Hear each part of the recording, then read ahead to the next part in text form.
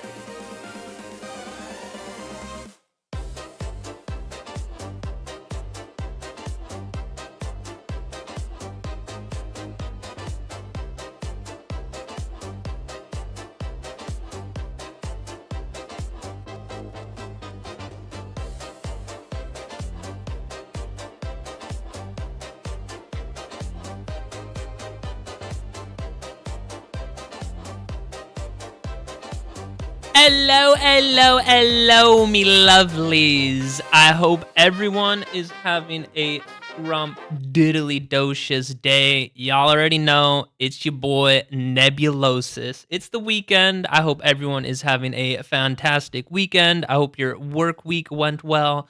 And I just hope everyone is chilling. I'm definitely chilling. Gonna be a little bit of a longer stream today. The wife is out on a business trip, so I have the house all to myself, which honestly a little bit sad, but I will be spending a lot of that time with you guys. Also plan to do a little stream tomorrow, and honestly, I think I can probably bang out a stream on Monday and Tuesday as well. So yeah, welcome, welcome. I'm happy to have everyone here. Just double checking that the sound is working. And it sounds like it is, so yeah. Uh yeah. Well, we will be playing some Magic today. Yo, we got Horror Story in here. You are a real OG. I'm happy to have you here, buddy. I hope you're doing well. If we have any lurkers in chat, I hope you guys are doing well. And yeah, I'm honestly pretty excited for the deck that I have for us today. And like I just said, I do plan on having this be a little bit of a longer stream. Maybe a little bit of poor planning on my side. I only have one deck to play, so I might need to outsource some ideas from you guys. So, uh, yeah, maybe we'll play this one deck that I have here. I'll actually move one card. I kind of claimed it as my own card in the Lorwyn Eclipse set. That is Mirrorform, so that is the deck that we'll be playing with today. I'll maybe go over the deck overview in a second or two. We'll maybe wait for some more people to come in here. If anyone else wants to chat, say hello, you are more than welcome to do that. And if you are just lurking, that is also A-okay with me. If you guys prefer watching on Twitch, I am also streaming on Twitch as well. So go ahead, hit me up with a follow over there as well. But if you prefer YouTube, you're more than welcome to stay here as well. So I see we have Horror Story here. He's a real OG in chat. And yeah, I hope you're doing well. Horror Story is playing a Selesnya Unicorn deck with Anthem Mobilize. Pretty powerful and fun. Well, maybe we'll give that a try later on. You have any life gain in there? Because isn't there a Selesnya Unicorn where whenever you gain life, you put a +1/+1 counter on the Unicorn, if I'm not mistaken? Maybe that is a different card that I'm thinking about. But yeah. All right. Let us go over and let me move this one over here.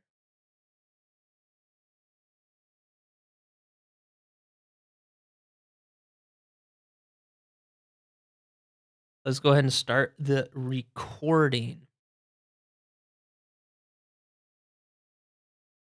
All right, ladies and gentlemen. While we're doing the deck intro for you guys, because I do plan for this to be honestly, I think this will actually be Friday's video because I already have Monday's video banged out for you, and I believe on Wednesday is the early access event. Unfortunately, I don't have access to the new servers. A little bit unfortunate. That is definitely a little bit unfortunate.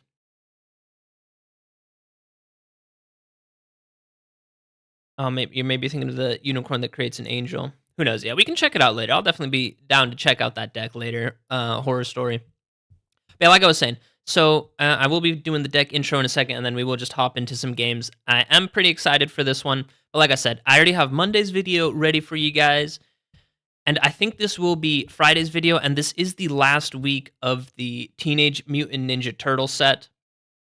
So I do need a video for Wednesday, and I actually think what I'll do for Wednesday's video will be a little bit different than a kind of like a deck overview and gameplay for you guys. I think I'll actually do a little review for some of the upcoming cards in the Secrets of Strixhaven set, because I am really excited for that one. Some of the cards I've seen, they look like a lot of fun to play with. I think both, honestly, in a limited environment. I know I have a few people that are more into that side. I don't do too much limited myself. I do it every once in a while, and this new Strixhaven set, it looks like it will be a really, really fun limited environment. So who knows? Maybe I'll branch out and enter some draft events for you guys. I'm definitely not the best at that. But some of the cards I've seen, they look like so much fun to just play in a constructed deck as well. I already have a few decks that I would want to build as well. So yeah, I think for Wednesday's video, I might go over a few cards from the upcoming set, because I'll be honest, Man, this Teenage Mutant Ninja Turtle set, it just really, really didn't do it for me, guys. Maybe we can take a small second to chat about that. I'd love to hear what you guys think about the Teenage Mutant Ninja Turtle set as well. That one, yeah, just for me, it really, really didn't do it. Did I like it even less than the Spider-Man set? I maybe. Both those two sets were a massive letdown, though. Which is unfortunate because I honestly, the Avatar set was one of my favorite sets in a long time. I know I've said in the past, I'm really biased. It is one of my favorite shows of all time. So I really enjoyed the Avatar set. I will say, though, I think Wizards of the Coast did a really good job implementing a lot of the like keywords on there with like earth bending, air bending, water bending, and fire bending. Those were really, really good mechanics. The art style for Avatar looked really good, and I think they were pretty faithful to the show as well. Whereas, yeah, with Spider-Man and Teenage Mutant Ninja Turtles, I'll be honest, I never ever watched Teenage Mutant Ninja Turtles. I was maybe a little bit too young for that. I grew up with Pokemon. Raised my hand, hardcore. Grew up with Pokemon. I think when I was like 6 or 7 for show and tell one day, I brought like a Pokeball, and I said I wanted to be a Pokemon trainer when I was older. Which obviously I knew Pokemon didn't exist.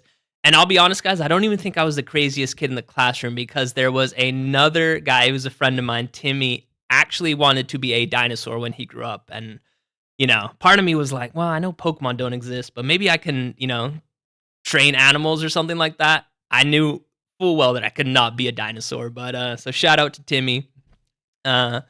Timothy was a good friend of mine in kindergarten and first grade. Anyways, I'm getting sidetracked. Yeah, the Teenage Mutant Ninja Turtle set. I'll be honest, guys. There were a few fun cards, don't get me wrong. I think every set always has a few fun cards to play around with. I think my favorite card from the Teenage Mutant Ninja Turtle set was Super Shredder was a really, really fun one. I really liked, honestly, I really liked that. Is it just called the Ooze? The Scavenging Ooze, where you can exile a card from the graveyard and you get a mutagen token? What other fun cards were there?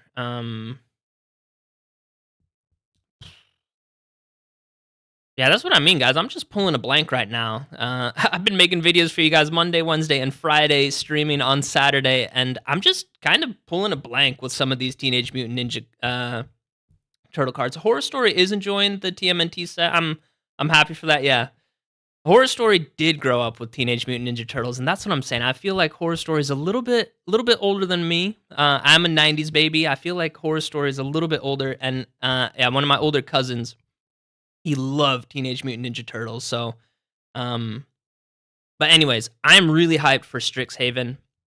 I've seen a few cards from there. So, yeah, what did you guys think of the Teenage Mutant Ninja Turtle set? What was your favorite card from the set? Like I said, I think Super Shredder was probably my favorite card. That was a really, really fun deck that I played. Right there. Okay, yeah, Horror Story. Horror Story's got 15 years on me, so a decent chunk older. Lol, that is a lol for sure. Um, I guess. Okay, wait. I'll come back to this deck in a quick second. Let's go ahead. Let's go to the deck crafter. Let's check out standard. Oh, and let's look at some of these Teenage Mutant Ninja Turtle cards because I don't get me wrong, I did enjoy some of them for sure.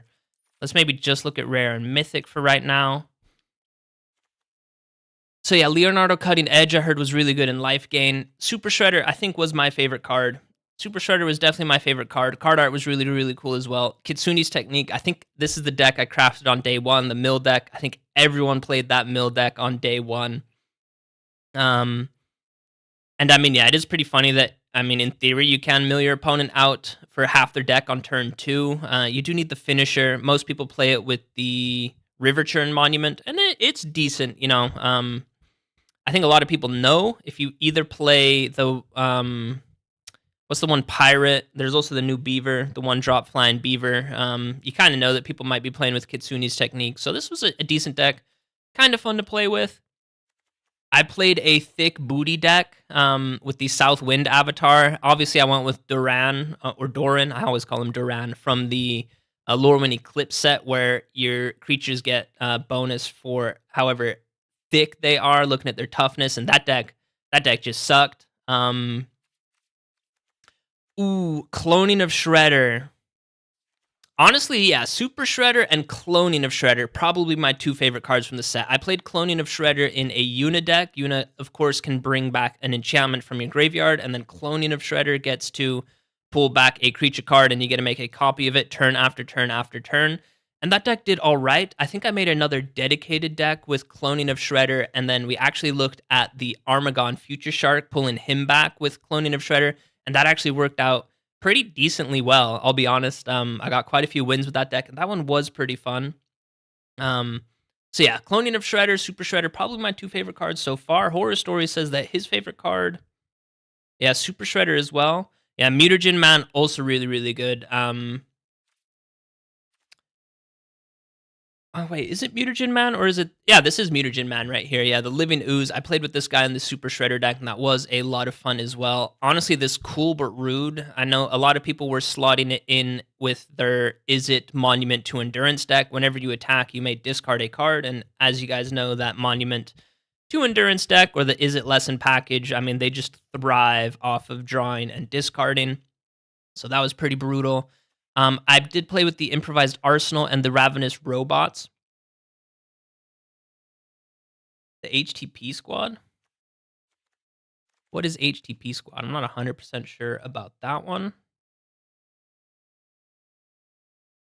Yeah, the Ralph Double Striker was pretty amazing as well. I played with this. Oh no, so this is actually Monday's deck. Monday's deck, I have Ralph, the Night Watcher. He gives your creatures double strike, and I have a pretty funny combo to pull off there as well. Michelangelo was also a pretty good card. I'm pretty sure I played him in my Super Shredder deck. He's really, really good. So yeah, don't get me wrong. There's definitely a few good cards in this set as well. I know a lot of people really, really enjoyed the Don Leo Flicker deck that I had with. I think I did pair that up with Y'shtola from the Final Fantasy set. That was one of my favorite creatures from the Final Fantasy set. Michelangelo's Technique, I did try to play with this one. I didn't have too much success with it. I know a lot of people played with Dark Leo. They went with a ninja deck that honestly did look like quite a bit of fun to play with as well. Don't get me started on the North Wind avatar. You basically get a wish board. There's like an infinite combo. I always find those pretty lame. Bebop, I played with him twice as well. He was pretty good. The last Ronin, I tried it, wasn't the best. Ralph and Mikey, I think I tried him out in my Tanuk Warp deck, and I really like Tanuk from the Edge of Eternity set. Ralph and Mikey fit pretty nicely in that one as well. Technodrone, I really, really did not like this card. I thought it was a little bit too slow. The Ooze, honestly, a really, really good piece of graveyard hate. Really, really good piece of graveyard hate. And then, yeah, Krang, Ultram Warlord. I played with him as well. Yeah, I think I did. Can't 100% remember. So, yeah, I mean, I guess looking back at it, there were actually quite a few fun cards to play with. I don't know. It is just funny how that goes, though. Like, yeah, the Avatar: The Last Airbender, that's one of my favorite shows of all time, so that really speaks with me. I guess if you do really like Teenage Mutant Ninja Turtles, I think there are probably quite a few fun cards to play with as well. But yeah, like I said, I am really looking forward to Secrets of Strixhaven. That does look like a really, really fun set that's coming out. And it is coming out relatively soon, so I guess, yeah, small announcement as well. I am streaming on Tuesdays as well. Tuesdays, I think I will try and have them be a variety stream. But the new set, Secrets of Strixhaven, I think every set on Arena does come out on Tuesday. So I think that Tuesday, instead of doing a variety stream, I will be doing a Magic, the Gathering stream. We'll maybe crack open a bunch of packs and then go ahead and craft a deck. Day one, I already know which deck I want to build, and I'll play it on stream for you guys as well. So I think that will be quite a bit of fun. Anyways, I think I've been rambling long enough. Let us go ahead and look at the deck that I will be playing with today. And it is a card from the Lorwyn Eclipse set that I absolutely love. A really, really fun card to build around. I think, is this my third deck?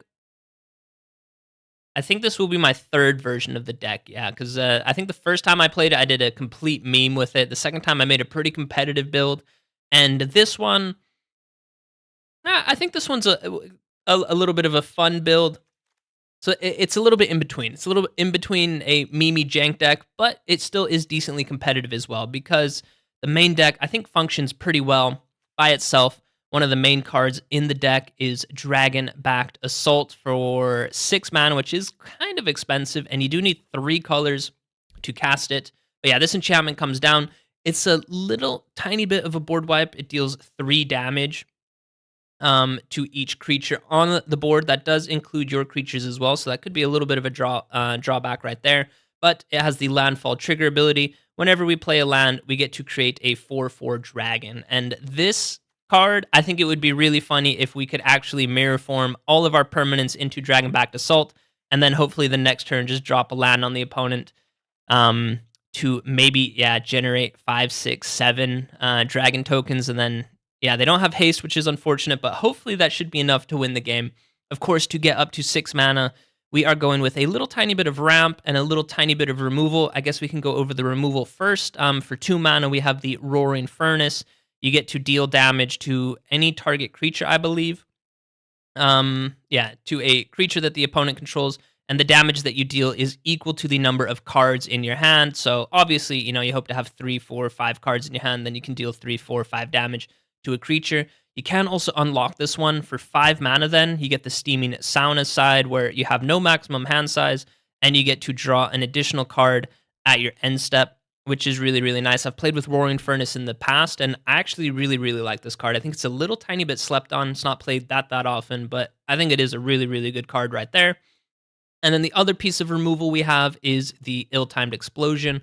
For 4 mana, you get to draw 2 cards, and then you may discard cards. You don't have to, so if you don't need to wipe the board, you can just go ahead and draw 2 cards. That's decent. For 4 mana, it is a little bit expensive, but where this card becomes quite good is you can choose to discard any cards, and then you will deal X damage, again, to the entire board. It can be a total board wipe, where X is the greatest mana value among cards that you discard. So it's not the total mana value of cards that you discard, it is the greatest mana value. So if you choose to drop off an Overlord of the Huntwoods, then you can deal 5 damage to the opponent.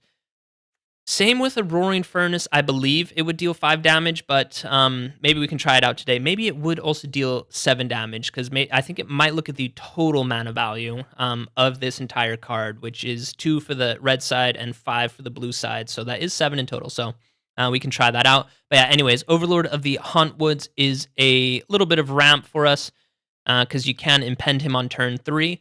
And I will say, guys, this one can also be a target for our Mirrorform if we can turn everything into an Overlord of the Huntwoods. Hopefully, 5, 6, 7 creatures that are all 6 power is enough to end the game. Isotil Explorer is just really, really good because that does allow you to play extra lands on each of your turns, and you can play lands from your graveyard, which is really nice. So that combos nicely with Dragonback Assault. And then we also have Ancient Cornucopia for 3 mana. It can tap it to add 1 mana of any color, which is important in this deck. We are playing with 3 different colors. You need a little tiny bit of red for Dragonback Assault, Roaring Furnace, and Ill-Timed Explosion. Need a little bit of blue for Dragonback Assault, Mirrorform, and Ill-Timed Explosion, and then green for all of our ramp cards, basically, as well as Dragonback Assault. So yeah, Ancient Cornucopia can tap to add 1 mana of any color, which is pretty nice. And we get to gain life whenever we cast a spell, and you gain life equal to the number of colors in that card. So yeah, Ill-Timed Explosion, you gain 2 life. All other ones, I think just 1 life. Maybe Roaring Furnace plus Steaming Sauna is 2 life. And again, if you cast Dragonback Assault, then that is 3 life you get to gain, which is pretty nice. Landwar Elf, I don't think that guy needs any introduction whatsoever. And then we are trying 1 Teenage Mutant Ninja Turtle card, and that is the Weather Maker for 3 mana. We get an artifact. It also has a landfall trigger ability, which, does pair kind of nicely with this deck. Whenever a land enters, we get to put a charge counter on this artifact, and then we can tap it to add 1 mana of any color. So again, a little bit of mana fixing or color fixing, which is really, really nice, especially in this deck right here. And then you can also tap it and remove 2 charge counters from this artifact, and then you can add 2 colorless mana, which is pretty nice. And you can remove 3 charge counters and deal 3 damage to any target. Don't know how relevant that one will be. And then finally, the last card we're going with is the Sentinel of the Nameless City for 3 mana. We get a 3 power, 4 toughness creature with vigilance, which is really nice. And I want to say, maybe more importantly, he creates a map token, and whenever he attacks, he creates a map token. And remember, guys, those map tokens are permanents on the battlefield that can be upgraded to whatever we target with Mirrorform. So kind of like a little pawn at the very end of a chess game. When you get it to the other side of the board, you can transform those into a queen or a rook if you do target a Dragonback Assault. So yeah, Sentinel of the Nameless City I think is pretty nice to add permanents on the battlefield. And then again, Ancient Cornucopia, Weathermaker, Overlord of the Huntwoods, Roaring Furnace that can be our little piece of removal. All of those are permanents on the battlefield that could be transformed into Dragonback Assault. So that's why, yeah, we're going with that package right there. So, yeah, let me go ahead and switch it over to the stream version. Base is up there. And then let's go ahead and put a little bit of background music for you guys. I hope it's not too loud. Let me know how loud the music is, guys. To me, it does sound pretty loud, but I think when I'm actually talking over it, I think it's actually at a pretty good level. So, yeah, if someone could let me know that would be great. And yeah, without further ado, let's just jump into it, guys. Let's get some games going. I've been yapping way too long. I've been wapping. I have not been wapping, guys. I've been yapping way too long.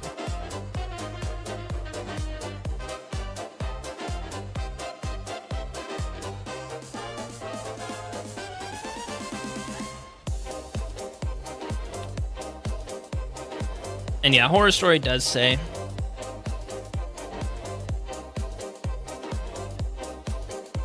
you don't own... Oh, the Ill-Timed Explosion is a pretty decent card. Alright, guys, I think this one a little bit too expensive. I mean, this is 6 mana, and just impending the Overlord on 3, that is a little bit rough. So I think we'll take a mulligan right there. This one is looking a lot better. I think we can go ahead and get rid of Isotil Explorer. It's Elf on turn 1. Could even be Ancient Cornucopia on turn 2 then. I think that is what we'll go with. I think opponent also took a mulligan. Yeah, they have 7 right now and they got a draw, so they also took a mulligan. Fire Magic, unfortunately, deals just 1 damage to us, so let's go ahead and drop a Fabled Passage. We'll go ahead and crack that on the opponent's turn.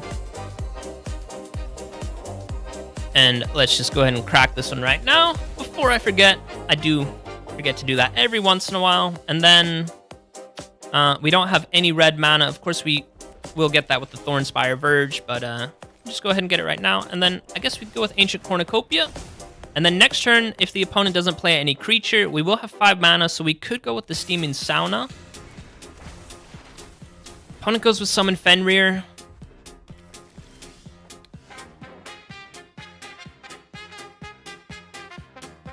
So he's going to play a creature next turn, and he will be able to put a counter on it. That is pretty decent, and punch in for 3. But I think we could wipe the board next turn. So honestly, I think we're just going to go and unlock the Steaming Sauna right away. We'll be able to gain just 1 life. So it does just look at the blue mana we spent right there. And we found another Ill-Timed Explosion. Let's just hope it's not an Ouroboros.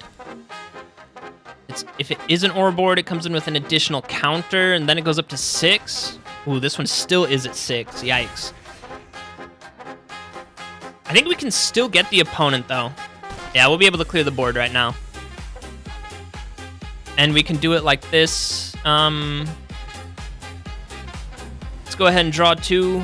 I will go ahead and gain 2 life.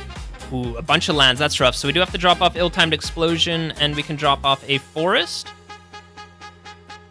And yeah, here's where Ancient Cornucopia is really nice. So 4 damage to everything, and then pay 2 life. This one does tap to add red for us, so we can unlock the Roaring Furnace and then deal 2 damage to Hug. So cleared the board right now, and we get a little bit of card draw. And it is Mirrorform. Not sure what we want to target. We can target maybe something that the opponent plays. It is an Ugin. That is pretty rough. I did not know he was at 7 mana already. That is kind of crazy. How did he ramp so much? I guess Summon Fenrir? That is kind of wild. All right, well, we could transform our Ancient Cornucopia into an Ugin, but that doesn't really do anything for us, so yikes, we might be in trouble, guys. We'll just go ahead and play these Fabled Passages, though. And then we will crack it. We will go ahead and crack it, thin out our deck a little tiny bit. We will go ahead and thin out our deck a little tiny bit. There is a Mirrorform that gets milled over. It's a little bit unfortunate, but, I mean, we have one of them, so... And yeah, now we just really need some permanents on the battlefield. We only have 2 for right now, so that's pretty rough.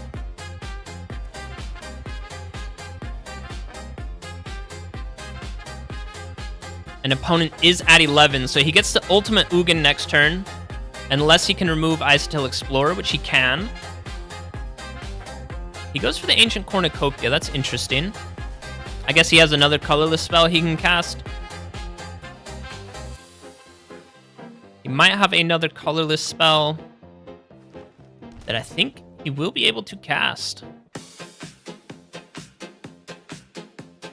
And yeah, Horror Story says he always forgets to tap his red mana when he plays Bayo, and that is big sad. I do like Bayo. I have played with him once before, and he is a lot of fun to play with.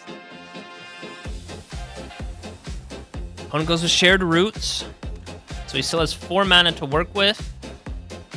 It is just another Summon Fenrir. Okay.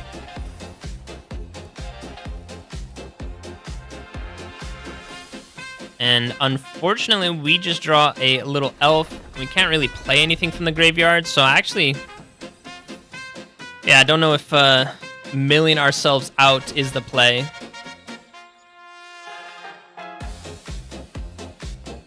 Oh, we only have like 3 lands left in our deck, which is pretty funny. At least 3 basics, and I think we even milled one of them over. How many basics do we still have left?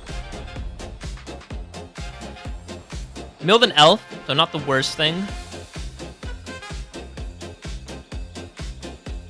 Yeah, we only have 1 basic land left. That's pretty funny. If we could find a Dragonback to Assault, that would be pretty good, but I mean, at the same time, I think opponent has a bunch of colorless spells that they'll be able to cast. I mean, he can even just ultimate Ugin right now, so I'm pretty sure the game is just over right now, which is unfortunate.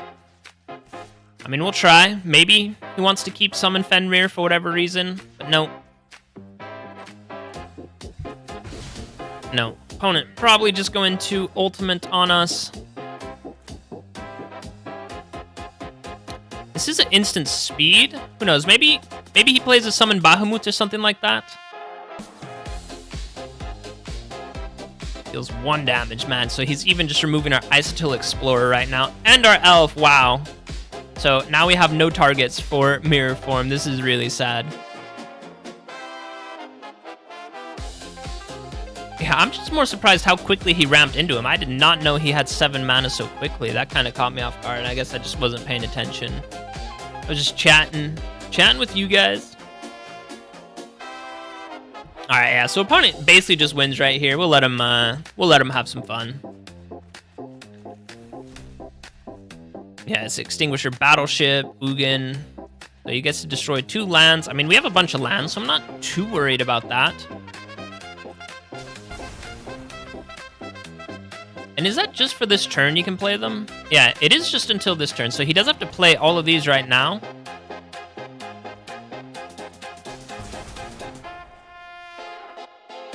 Ooh, I think the opponent should have taken away our island.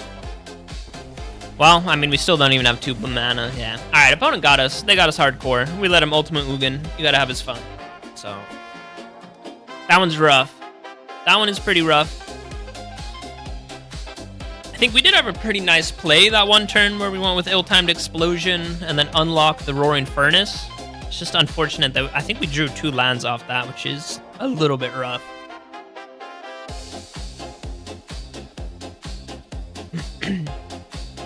Horror Story, if you're still here, can you let me know how the music in the background sounds? Is it not too loud?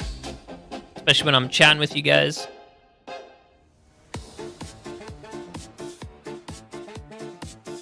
Yeah, it would have been a really long match, that's for sure. All right, this looks like a hand we can keep. Well, all right. I think we're going to need Ill-Timed Explosion sooner rather than later, because it is the Aura deck, and they got to go first, which is a pretty big advantage for them.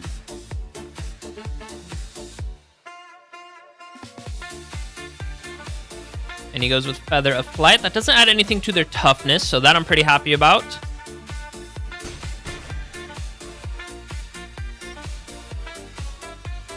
We are drawing a lot of Ancient Cornucopias. We will try the Sentinel right now. He probably has Sheltered by Ghosts. I mean, they always have it. Yo, we got the Lone Wolf in here. What's up? What's up? I hope you're doing well. And, I mean, guys, I called it. They always have a Sheltered by Ghosts in the top 10.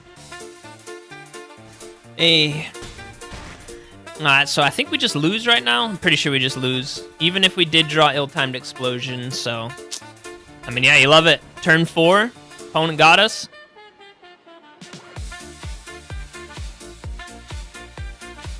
Yo, we got James. James in here as well. He's on Twitch.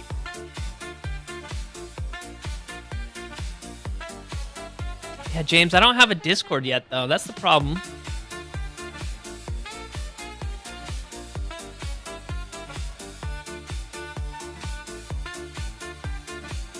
Yeah, Aura deck is a really good one. It's also pretty budget friendly. I think it's actually really budget friendly. I mean, Sheltered by Ghosts is either common or uncommon. Alright, guys, I will keep this one just because Roaring Furnace can be our little bit of removal. Well, we did draw the red source right now. I still think we get Fabled Passage down, because then on turn 4, this Fabled Passage can come in untapped. Timeline Color. Does have haste. Alright, we will be able to remove this creature. They can warp it out from the graveyard. Alright, let's think about our colors a little tiny bit. I think we need to find a... let's go ahead and take a red source out. Did also find the Ill-Timed Explosion, which is pretty nice. For right now, we go with the Roaring Furnace, and we blow. Timeline Color for 6. They can, of course, just keep warping this one out, though.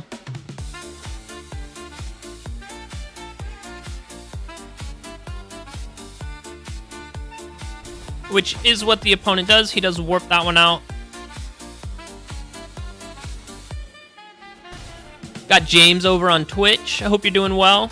What decks have you been playing lately, James? Alright, well, we definitely get the Botanical Sanctum, and unfortunately, that's all we can do this turn. Next turn could be a Ill-Timed Explosion. Next turn could be Ill-Timed Explosion. Let's see how many creatures that the opponent plays. If it is just one creature... Oh my gosh, we have 3 Dragonback Assaults. I want to kind of copy that. I don't need 3. I don't need 3, deck. Honestly, let's just go with another Roaring Furnace. Opponent could have their own sack. Is it Corrupted Conviction? Sack a creature and draw a bunch of cards?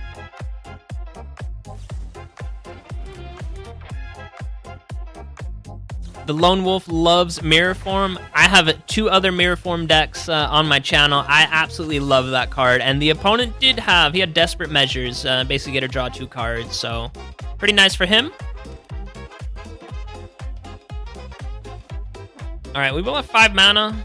Alright, he goes with Dawnhand Dissident. I kind of hope he plays out a bunch of creatures. Sephiroth is a great one. I guess he is going to warp out. He even sacks that creature. That's unfortunate. Oh, he goes with a Moon Shadow, though. Alright. Did the opponent sequence that wrong? I think the opponent sequenced that wrong. I think he should have played Moon Shadow, and then I think he should have played Sephiroth, and then sacked this one, because this says whenever a permanent is put into the graveyard from anywhere. So I think he could have grown his Moon Shadow. Not that that would help the opponent, because we are just going to wipe the board right now. Oh, we even found it. Let's absolutely go. We're dropping off a Dragonback Assault. And then, do we drop off a land? I don't think the opponent's playing with any enchantment removal. I don't want to drop off 2 of them, though. Honestly, I think we can drop off a Fabled Passage. So 6 damage dealt to the board, and then we can play Botanical and hope that we draw a... maybe I should have actually really kept that Fabled Passage. Opponent is just beating us down with the Timeline Color, though. And he does have a Moon Shadow, and that one does have Menace, so... yeah, I should have maybe not ditched that land. That's my bad, guys.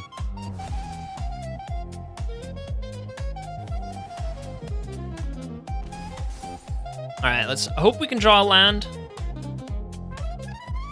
Because then we can wipe the board again. Dragonback Assault does 3 damage to everything. Man, even though the opponent is just absolutely hammering us. This Timeline Color has put in so much work, and we missed the land drop. So yeah, this is actually pretty terrible.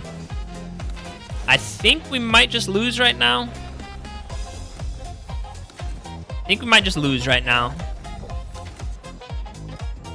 We can block Sephiroth, but we take 4 damage. He probably sacks another creature, so that's 5 damage.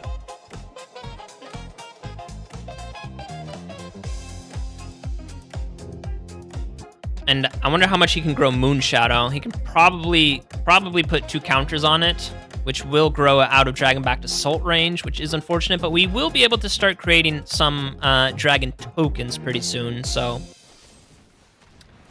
he does have the Bitter Triumph. Thumb goes up to 3. He gets to drain us. We take 6 damage. Oh, guys, yeah, that is really unfortunate. I think we were... I don't even want to say we were a little bit too slow. I think the opponent just being able to play this creature from the graveyard just turn after turn was a little bit too much for us. Oh, that is really unfortunate. And I don't even think if we had... well, yeah, we could have wiped the board last turn. So, yeah, ditching that land, man, that was a huge blunder from me. He would not have had these 2 creatures right now. Oh, that one sucks. That one hurts. Horror Story has a cat. That's awesome. I also have a cat. My cat is sleeping on the windowsill. I'll maybe get her later. I do need to give her a treat later today. So yeah, I'll probably get Momo on stream. I've shown her a few times. You guys in my videos might see every once in a while, you might see Momo hanging out in the background. A very playful cat. Absolutely love her. So. Alright. Alright, guys. Can we keep this one? We have red. We have green. Honestly, I'm going to try it. Elf can help us ramp a little bit. We are up against mono white life gain. So, question is, what do we target with Roaring Furnace? Do we get rid of their Hinterland Sanctifier right now? Oh, I think we can afford to go after this one right now, just because we did draw another Roaring Furnace. And then we can punch in for 1. Of course, we want to try and keep them away from 27 life.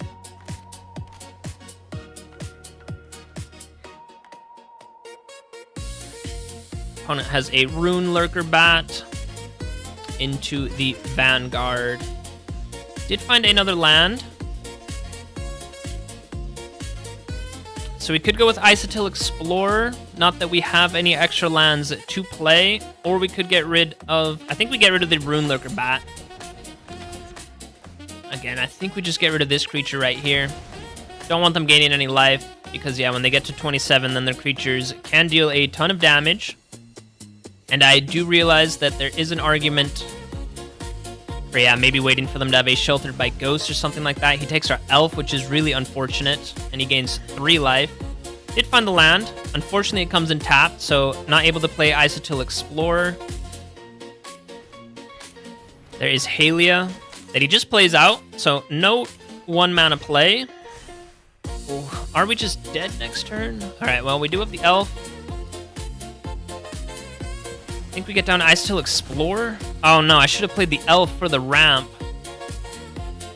Oh my gosh, guys, I'm playing so bad. Well, it doesn't even matter, because, again, 2 Sheltered by Ghosts in the top 13 cards. Ay, guys, this deck, man. I played with it twice, and I got 2 pretty sweet wins with it, and then, of course, when I play it on stream, I mean, I'm misplaying. I will be the first to admit that, but I mean, yeah, we did play against auras, which is pretty aggressive, and I'll be honest, I'm not the biggest fan of the leyline cards. I find it pretty cheap that, yeah, you can, if you start with it in your opening hand, you can just play it for free. That is pretty busted. Yeah, we might need to go with a little bit more ramp, because, yeah, I also feel like we just need more removal. It's a little bit of both, to be honest. All right, this one should work for us.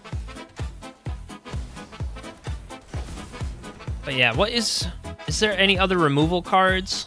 Because I do like the Roaring. Oh, and yeah, look, now we're just up against Cavero. Do we just lose on turn 4?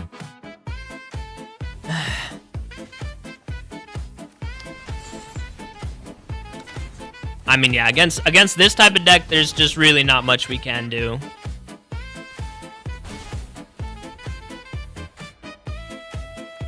This deck, yeah. I don't even know if I want to play against this deck for you guys. Awaken the Honored Dead, so he gets to destroy our ramp that we have. Well, at least we can go with the Sentinel. Create the map token.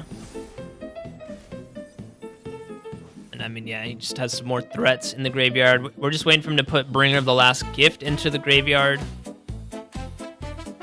Yeah, this deck, I already know that we just can't beat this deck. Alright, that creature we can remove at least. He drops off another Terror of the Peaks.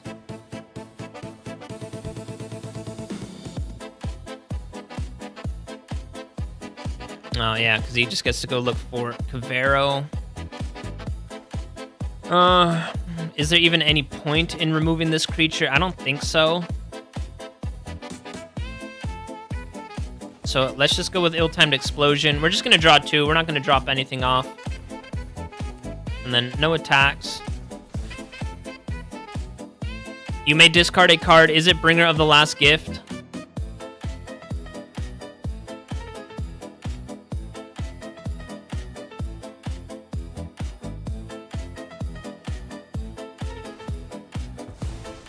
It is the Overlord. All right, so we're not dead yet, but I mean, yeah. He brings back Wistfulness, and he's gonna blow up our Steaming Sauna. Yeah, we're just gonna go to the next game, guys.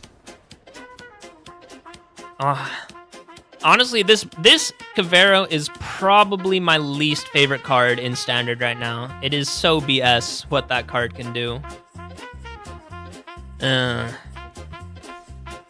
Alright, well.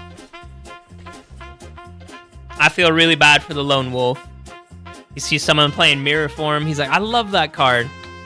And we just get Aura life gained into Bringer of the Last Gift. But I mean, yeah, that's just the standard that we find ourselves in. Alright, this one, we'll try and force it as well. We will try and force this one. Could go with Roaring Furnace.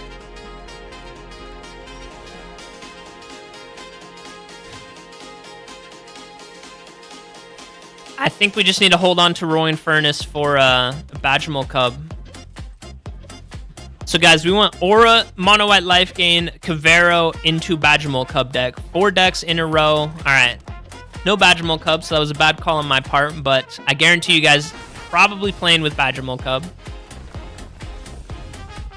Ancient Cornucopia is really nice. Yeah, let's go with Ancient Cornucopia. We can shock in Breeding Pool next turn, and then we can just play out Overlord for the full mana cost. Opponent has 4 mana to work with, 5 mana to work with, and they name Beast. Are they playing with Kona?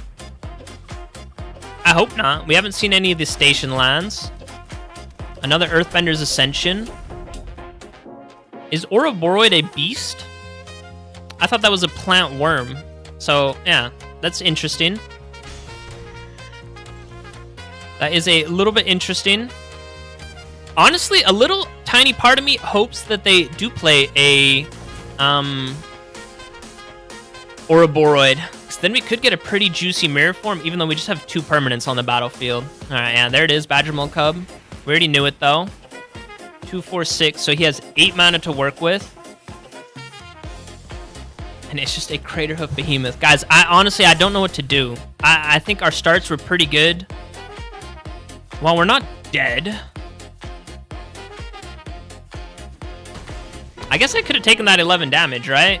And then get 2 things. All right, Ill-Timed Explosion is going to be actually super clutch right now. Yes, gain me that life. All right, we can drop off 1 Roaring Furnace. I really hope this deals 5 damage. We'll find out right now. It deals 7, so it does total it. All right, well, we got rid of the Badgermole Cub, got rid of Craterhoof Behemoth and his Elf.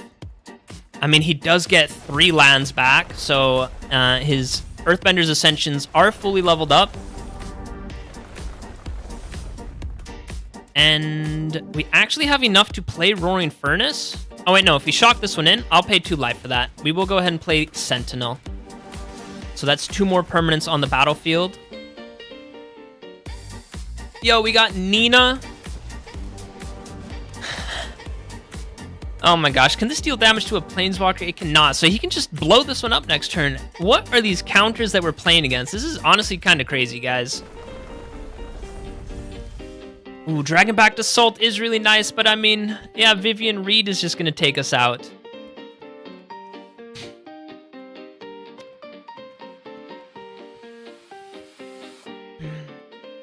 Do we go with Steaming Sauna right now for the card draw? Let's do it. I will go ahead and gain the life. We do get a little bit of card draw right now. This is -3. And that's just to a creature. Yeah, so we're just going to punch in. If the opponent does want to remove our Steaming Sauna, at least they will lose their Vivian Reed. And we do get an extra card. All right, so we can go with Dragonback Assault for 2 turns in a row. Nina, what's up, buddy? Coming in on Twitch. I really appreciate it. If you could hit me up with a follow, I would also greatly appreciate that. Opponent goes with the Hydra, so probably Badgermole Cub into Hydra, and he just plussed. All right. So 2, 4, 5 mana to work with, 6 mana to work with, and a bunch of counters on Badgermole Cub. We will be able to remove Badgermole Cub next turn. Hunter's Talent for the fight spell. That's pretty brutal. I think we can still remove 1, 2, 3, 4, 5, 2, 4, 6. We need to draw a land. Oh, it had to be an untapped land. Oh wait, no, we can still unlock this one. All right, we can remove the Badgermole Cub. And then we can drop this one down. And yeah, unfortunately don't have enough for Dragonback Assault.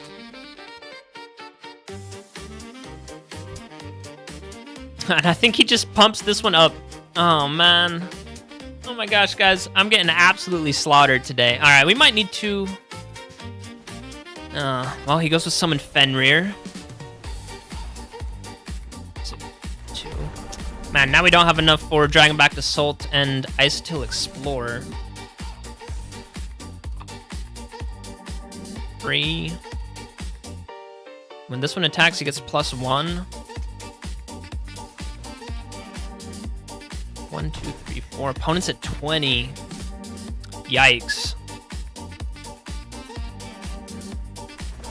Honestly, do we need to throw a Badgermole Cub in this deck right here? Maybe we do.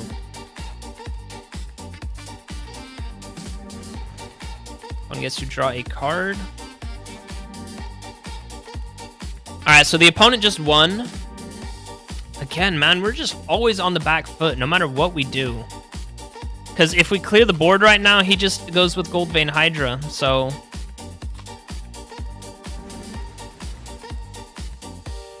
Alright, well, we will get this one down. We do gain 3 life for that, which is pretty nice. Yeah, we only have 3 mana. We do have this one we can block with, but... Yeah, like I said, guys, he just goes with the really fat Goldvein Hydra, and he tramples over right now. When he plays a land, he gets to put a counter on them as well. A 3rd Badgermole Cub in the top 20, so you love to see that. 2, 4, 8. He has 9 mana to work with. Yeah, I'm pretty sure we're just dead. He even has a Hunter's Talent for the fight spell. So, I mean, yeah, this guy just literally had just answer after answer. All right, guys, we will go take a quick look at the deck.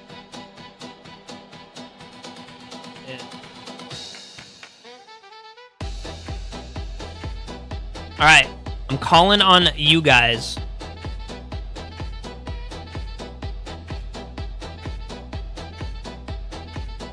Yeah, we got Beerto in here. What's going on, Beerto? Welcome, welcome. You're coming in at the perfect time right now. I don't know if you've seen, but I played against... Before I started stream, I crafted this deck. I got 2 wins with it. One game, I wish I was filming, because I do want this to be Friday's video. It was a really good game. And then I start streaming for you guys. I think one game I misplayed pretty badly, but then we went up against Auras, where we were just dead on turn 4. We went up against Mono White Life Gain, where we were also dead pretty quickly. We went up against Cavero, where we were also dead pretty quickly, and then Badgermole Cub. So 4, yeah, honestly, kind of meta decks, which I never claimed that this one could beat it, but give me 1 second. Let's go ahead and switch up the music. Let's put some nice relaxing jazz, and let's think, how can we improve this deck, guys? What do we feel like we're struggling with? I do feel like we're struggling to hit 6 mana sometimes, but this is the key card we're playing, so we can't take this one out. So the question is, yeah, do we need some more ramp? But then what do we get rid of? Do we get rid of Overlord? Do we honestly just put Badgermole Cub in here, which would feel just really, really bad?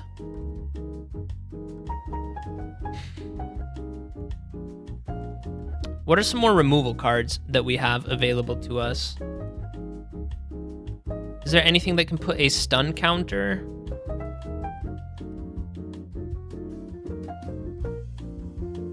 Is there anything that can put a stun counter?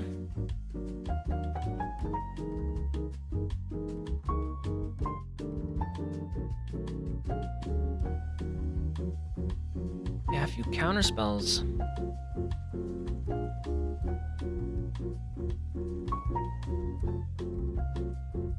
Spell Snare could be a pretty decent one. Counter spell with mana value 2 or less. No, not 2 or less, just 2. 3 steps ahead could be a pretty good one. I just feel like these are all so slow.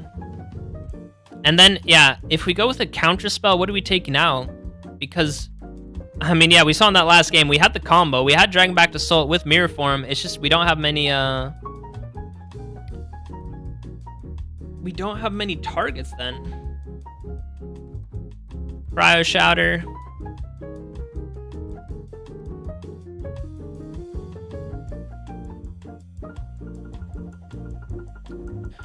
Cryo Shatter. Does give their creature -5. I do like that.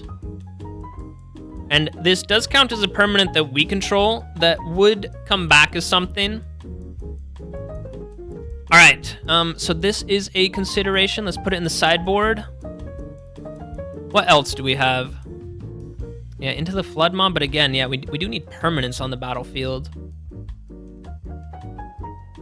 Honestly, Into the Flood Mob, well, against Badgermole Cub, that sucks. Against Cavero, kind of useless.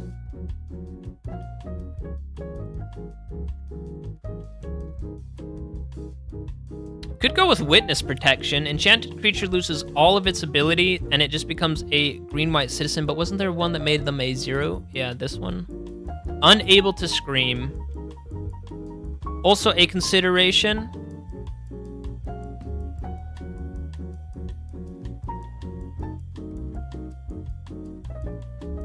Cryo Shatter. Oh wait, give me 1 second, guys.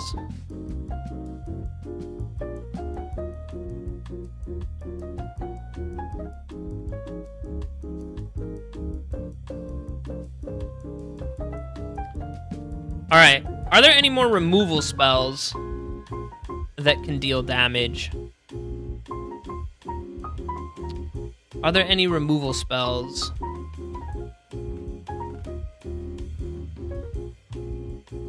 Windmaw. What would we even look for? I guess red. Let's see what red has. Let's look in the 4/5 slot, even though that is getting a little bit expensive. Are we looking at sorceries? Guess we can look at an instant as well. No, none of these really look like they would do it. Inevitable Defeat could be pretty decent. Yeah, Ill-Timed Explosion, we're running that. Yeah, Chocobo Kick is a good fight spell, but, I mean, we don't really have... Do we need to go with more copies of Sentinel, maybe, then? Because, yeah, sometimes I feel like we just don't have any bodies. I think we can also take out the Weathermaker.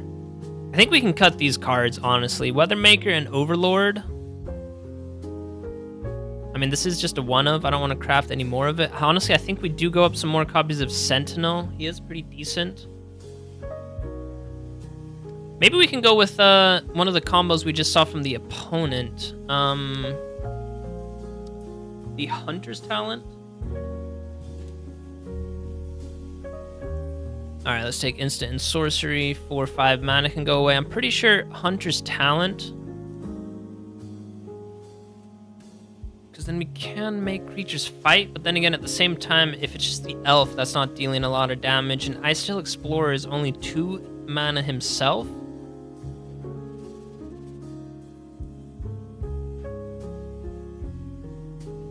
Alright, yeah, honestly, I think Overlord and that one go away. We went up 2 copies of Sentinel.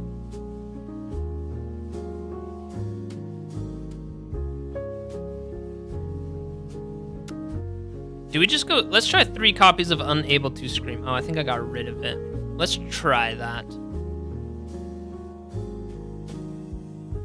Alright, let's look at blue. 1, 2, 3. Alright, let's try this. We'll try this version. We have a few more bodies to block with now. Well. I mean, let's see. That's still fine, yeah.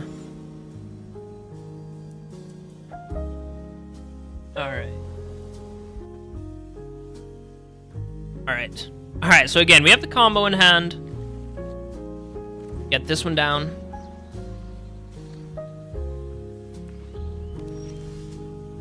That's true. Alright, we can maybe revisit the kick.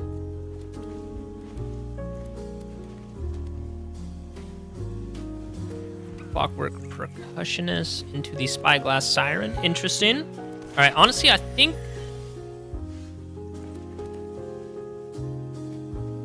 let's get the Sentinel down. This guy has Vigilance, and he has a pretty big body to block with, and he creates the map token for us. I think next turn we go with Ancient Cornucopia. 3, 4, 5. One more land, and then with Ancient Cornucopia, that is 6. Man, it just feels so bad that this costs 6 mana, with no way of reducing its cost. Alright, opponent did find a land for turn. And I will take a block, try and preserve the life total as much as possible. Opponent finds a land. Oh, Chainsaw. Yeah, they can get us with that. So they are an artifact deck, it looks like. They might be playing with weapons manufacturing. Unable to Scream is pretty nice, because we can go with Ancient Cornucopia. And now we can make that Spyglass Siren. Unable to Scream. Go ahead and gain 1 life. Was dealing no damage to us. 2, 4, and we do have 5 mana. So if we do find a land, we can go with Dragonback Assault. Even though I think I would like to maybe go with Sentinel. I guess opponent can still equip stuff to that creature. I was going to return Ancient Cornucopia. That does kind of suck, but I mean, it is what it is. Missed the land drop, so that's actually really sad, but did find another Ancient Cornucopia, so I think we can get this one down next turn, and then we will have 6 mana, I'm pretty sure. The Invasion Submarine does look like a really cool card as well. Guess you can start equipping those. 2, 4, 5. Dragonback Assault does get to deal 3 damage, so... Of course he has that one, so now this is just 5 toughness. Ay, guys. And now just Dragonback Assault just cannot deal enough damage. Oh my goodness. Yo, Mojo, what's up, buddy? Man, I feel defeated, guys. How do we improve this deck?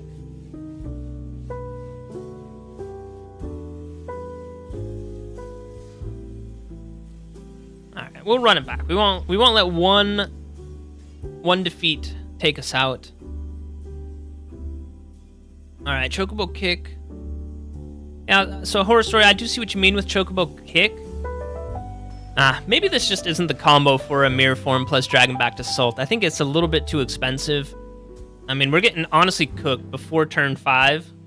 All right, this one, I think we can definitely keep this one. Get down a breeding pool.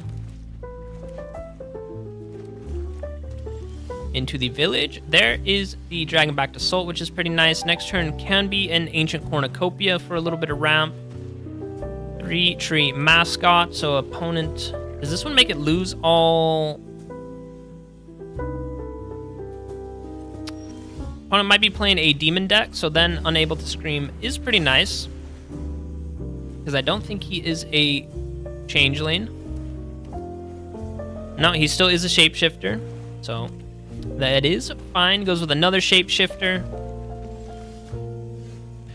2-4. So we can get down the breeding pool. Can enter tap. No need to shock it in.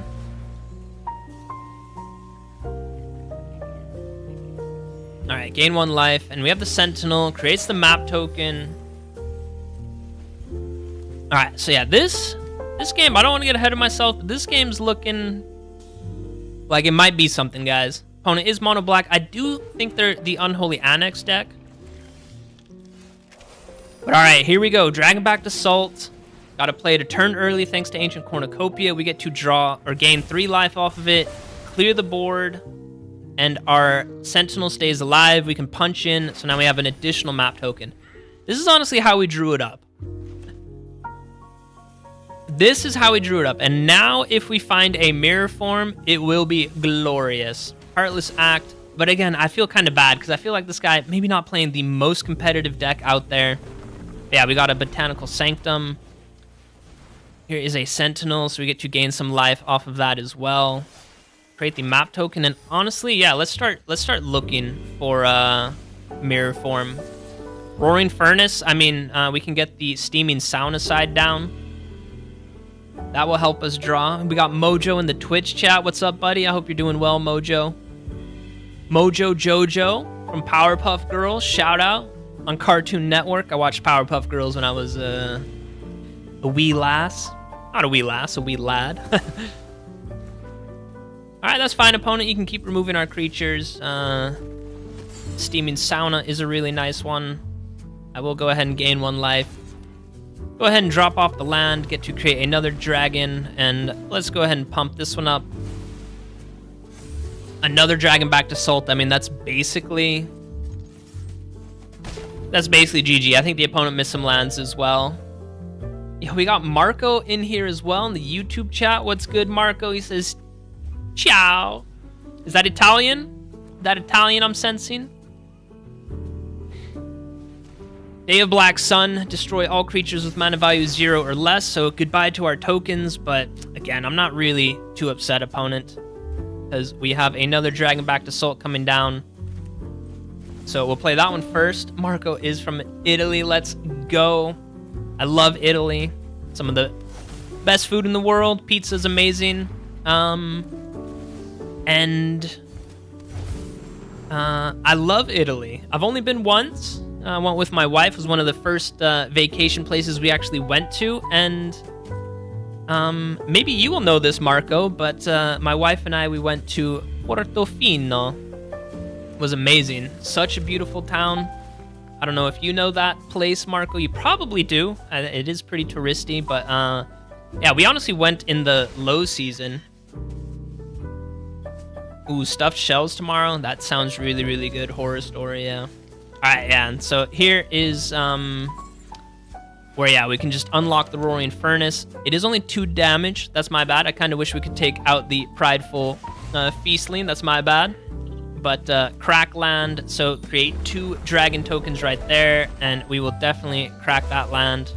Create 2 more dragon tokens. Don't think it really matters. While I say that, Oh, I was like, how did we play Dragonback to Soul? Because we actually don't have any red mana. Again, Ancient Cornucopia with the mana fixing. Yeah, is what I was trying to say earlier. So, Isotil Explorer. I mean, he gets back our Fabled Passage. So, yeah, this is looking pretty good. This is looking pretty good.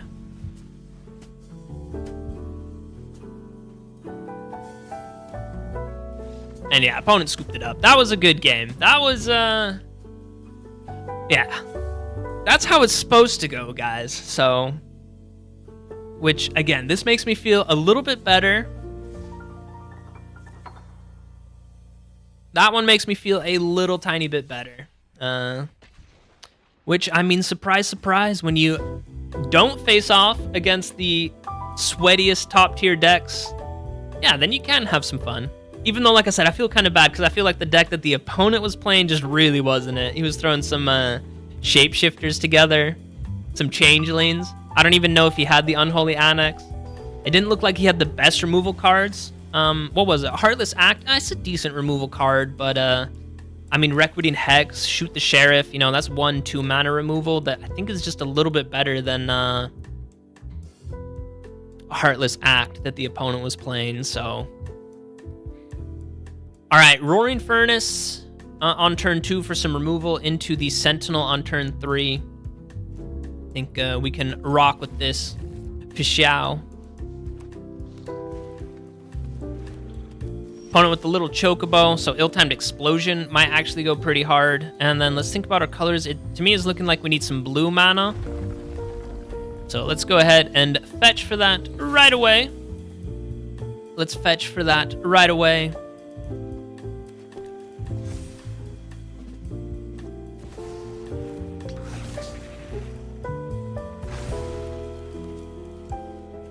All right, guys, like I said, we're not going to make any snap decisions. Up against a sweaty landfall mono green deck with Badgermole Cub. Oh, definitely don't play this one because we want to go with Roaring Furnace. And we got Panzer in here. He sees Mirrorform and he clicks. I'll be honest right away, Panzer. If you want to click off, I won't blame you because we have not been able to cast Mirrorform once today. It has been a struggle, but we'll still try. The question now is, what do we get rid of with Roaring Furnace? If we get rid of the Chocobo next turn, I think we can still get rid of it next turn. We'll have plenty of mana, so honestly, I think we get rid of Badgermole Cub. It is just such a problematic creature. If he drops a land, he would have had 4 mana, which is enough for Ouroboros. So yeah, the Chocobo, definitely going to hit us. Definitely going to smack into us. Opponent should have thought about their sequencing. Should have definitely played Bristly Bill first. And then dropped the land, because they could have put the counter on Chocobo. I think we go with the Sanctum, and I think we just go with another Roaring Furnace. Yeah, that's the problem that we've been running into, Panzer, is either I don't have enough removal to clear Badgermole Cub, Chocobo, Bristly Bill. I mean, we just need to answer threat after threat. So, yeah, Ill-Timed Explosion, really good removal card, but it's not adding permanents to the battlefield. And if we are adding permanents, I mean, Sentinel, I think is a pretty good 3-drop, but I mean, just, yeah, how do we compete with this? They drop their 6 mana. So I'm not sure how long you've been in chat, Panzer. The card that we're trying to Mirrorform into is Dragonback to Soul. That is also a 6 mana enchantment that, yeah, we just can't really play. You know what would be really funny? We could maybe outrace them with Sapling Nursery. So I think we do have Fabled Passage as well with Isotil Explorer. That will go really hard with Sapling Nursery. All right. All right, guys. How do we build up to that? I think we can afford to go with another Roaring Furnace. Deal 4 damage to this Chocobo, and they just have 1 land. And we have 3 Roaring Furnaces. 3 of them in the top 12. I'm sure the opponent is like, oh, that's very fair. Shuffler's fine. All right, Mirrorform. So that's 3 Sapling Nurseries we can get down. Maybe more, because I think we'll play Sentinel first. I think we'll definitely play Sentinel. Ooh, the Fused Green Shell. That is a really good card as well. Oh, another Mirrorform. All right, we can actually probably drop off a Mirrorform. One of them's a land. Let's go. We haven't played a land for turn. Can play the Elf.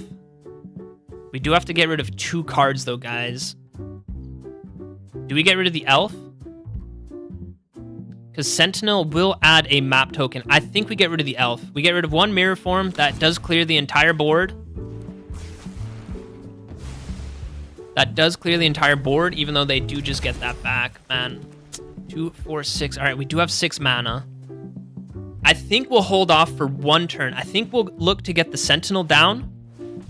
And then go with a Mirrorform. Because then we'll get 5 Sapling Nurseries, even though the opponent is popping off right now.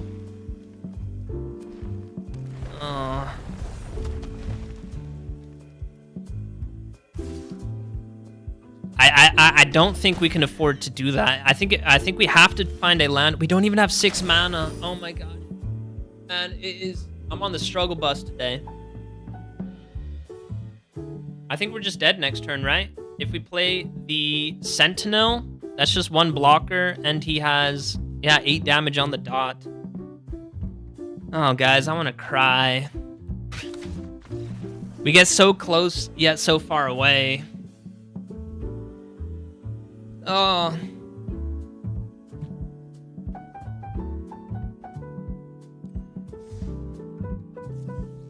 We get so close, yet so far away. Huh. All right, wait, give me 1 second. My wife just landed. She's on a business trip.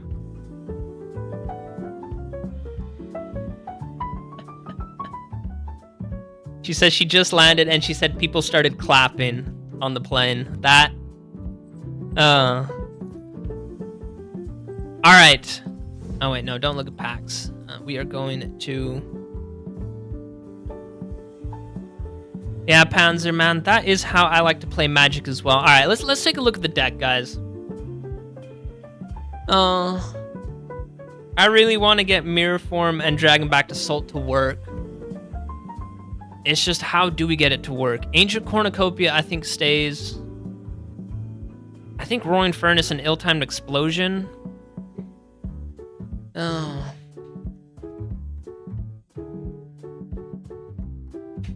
Yeah, don't worry about it, Horror Story. Like I said, wife is on a business trip, so I will be streaming for quite long today. I will be streaming for quite a while today, so we're gonna grind.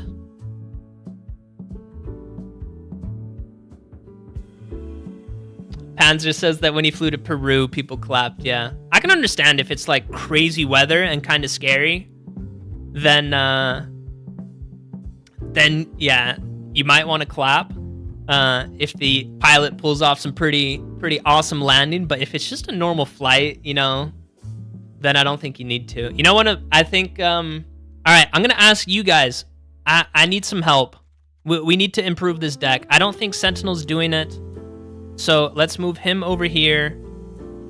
Unable to Scream was nice, but yeah, the 1 turn. I also, you know, it's so funny, guys. I said, all right, we're not going to make any rash decisions when, impulse, knee-jerk reactions when we play against a meta deck. You know, we're still going to try and stick it out. We play against Mono Green Landfall. I'm like, instantly, all right, we need to improve the deck.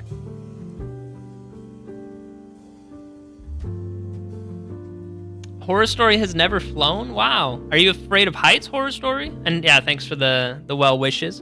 But yeah, I like Sentinel because he does add a piece to the board. You know what? Let's go down 1 copy of Mirrorform. I think we're cutting the Sentinel.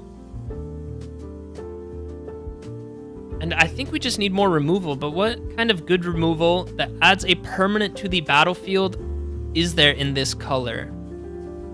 So I'll need you guys to think about that. I'll need you guys to think about that. I mean, I guess I really don't want to splash in white or black for some removal spells.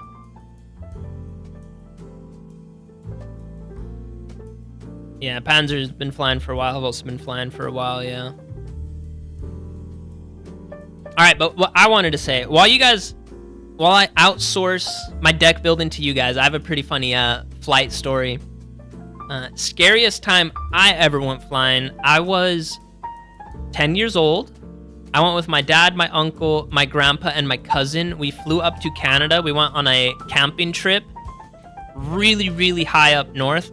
Honestly, I don't remember how high up we went, but it was a place where it's basically only lakes, and the only way that you can get to the campsite is with one of those planes that lands on the water. You know, they have the really big, like, inflatable boats, or what they look like, instead of wheels. That is the plane that we had to fly on. So, yeah, we fly out to Canada from that airport, and then we get driven to a smaller airport that has that airboat, I'm going to call it.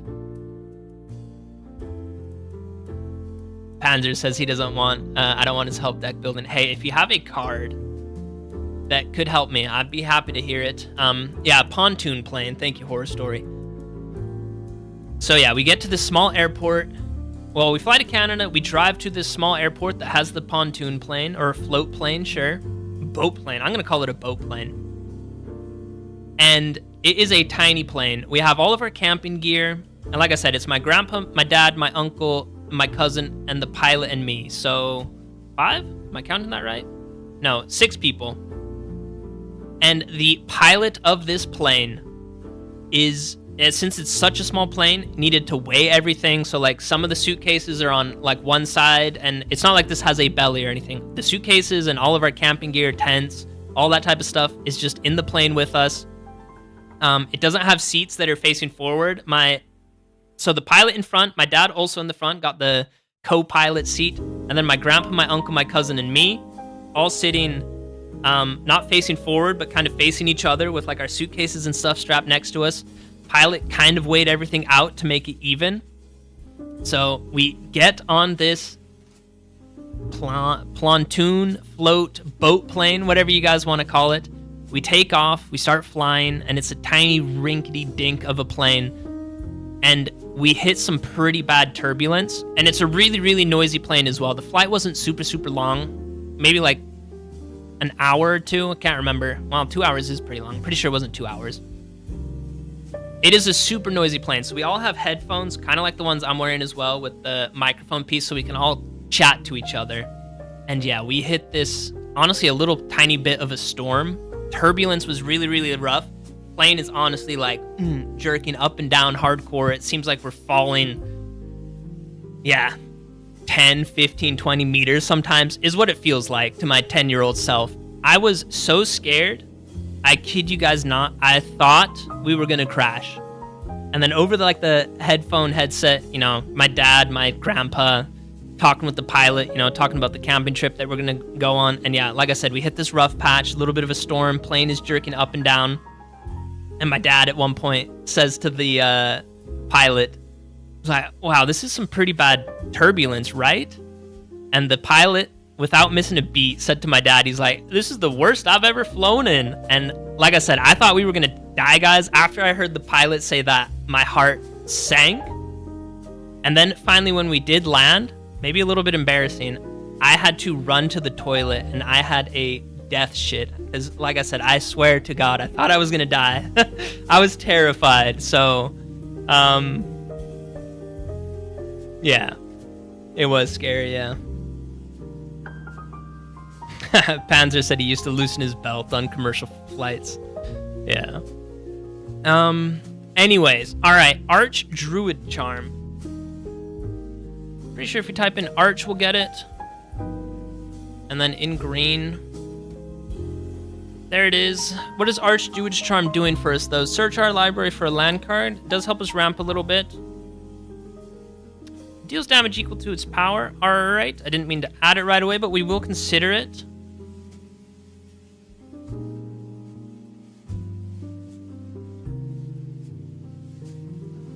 Arch Druid Charm. We could consider it.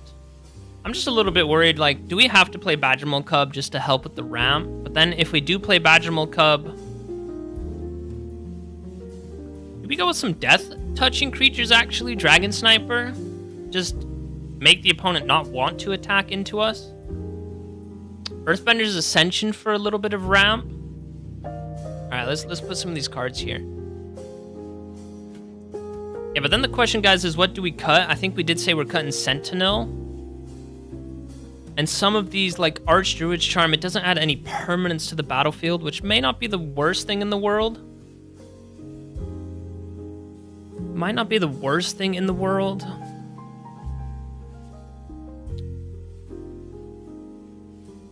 All right, let's look at red. Honestly, I feel like we just need more removal. But then, yeah, the problem with, like, fire magic that deals 1 damage to everything, that is really nice, but it doesn't add a permanent to the battlefield. And, I mean, guys, if you think about it, Dragonback Assault, a little tiny bit of a sweeper, Ill-Timed Explosion can definitely sweep the board, and Roaring Furnace, that's just targeted removal. Did we try fire magic? 3 mana to deal 2 damage to each creature. I'm pretty sure Pyroclasm is just better than. Because what's the last mode on that one? For 6 mana, deal 3 damage now. We're not going with that. Yeah, Iroh's Demonstration is just 1 damage to everything, right? Iroh. Well, 4 damage to a target creature or 1 damage to each creature. Alright, yeah, we'll consider Iroh.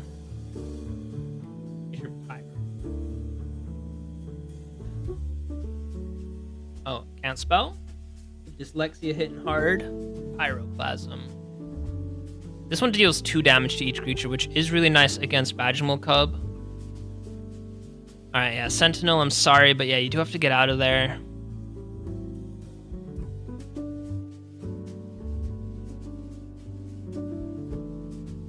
Are there any blue cards? Isn't there that Braided Net? In blue, the Braided Net taps down a creature. Oh, but that's 3 mana. 3 mana to tap down 1 creature. I'm not sure that's worth it.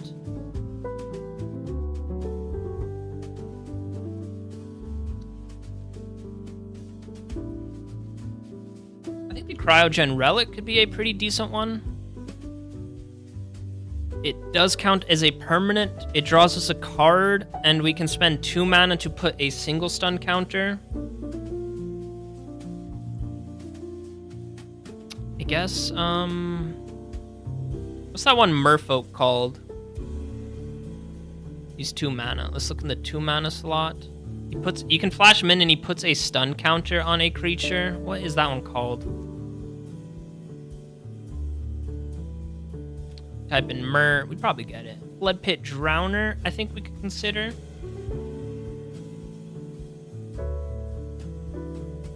All right, guys, let's maybe consider some of these. So, Unable to Scream. I think we'd still try and keep that one in there. Do we go down 1 copy of Dragonback Assault? I think we do.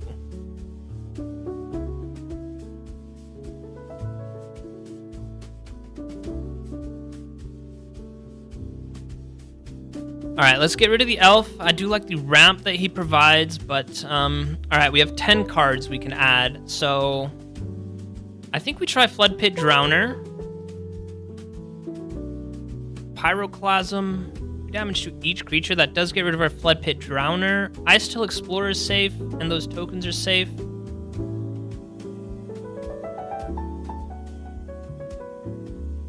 Let's go with a Pyroclasm. And Earthbender's Ascension does help us ramp, and the land can be used as a blocker. Archdruid's Charm, we do need the triple green.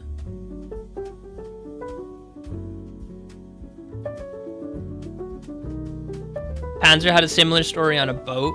It's for, oh, deep sea fishing, that sounds cool, yeah. Hurricane was coming. Toughest seas he's been in. Yeah, that's rough. Yeah, Archdruid's Charm. I'm not sure we can go with this one because the triple green pit might be pretty hard to pull off on turn 3, especially if we have, well, we do have a lot of green in here. All right,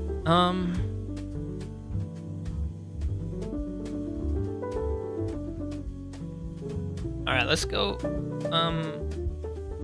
Let's maybe go 3 copies of that one. Let's go 2 copies of that one, and then I do like Iroh's demonstration. Let's try 4 copies of this one then. Even though, is there a better 2-mana burn spell? No, let's try it. All right, let's rock with this one. We'll try a game or 2. We will try a game or 2, maybe for a chunk of time. So I will hit you guys with the BRB. I'm gonna go get a drink. I'll be back in not 5 minutes. I'll be back way before then, maybe 2 minutes or so.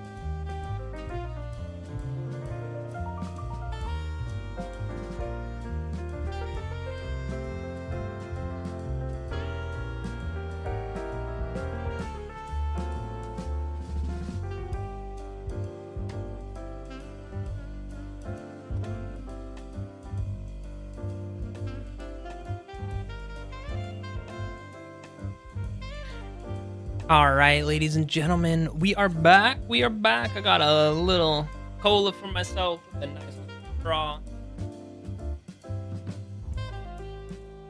Got any other straw users in chat? Straw gang, rise up. Yeah, horror story. I did remove the elf. All right, we're gonna try this version of the deck for right now. Took the elf out. Took the explorer out. Took Overlord of the Huntwoods out, but we took him out a while ago.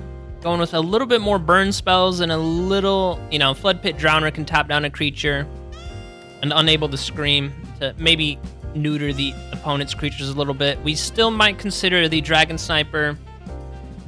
Maybe the Cryogen Relic for a little bit of card draw. Yeah, Archdruid's Charm.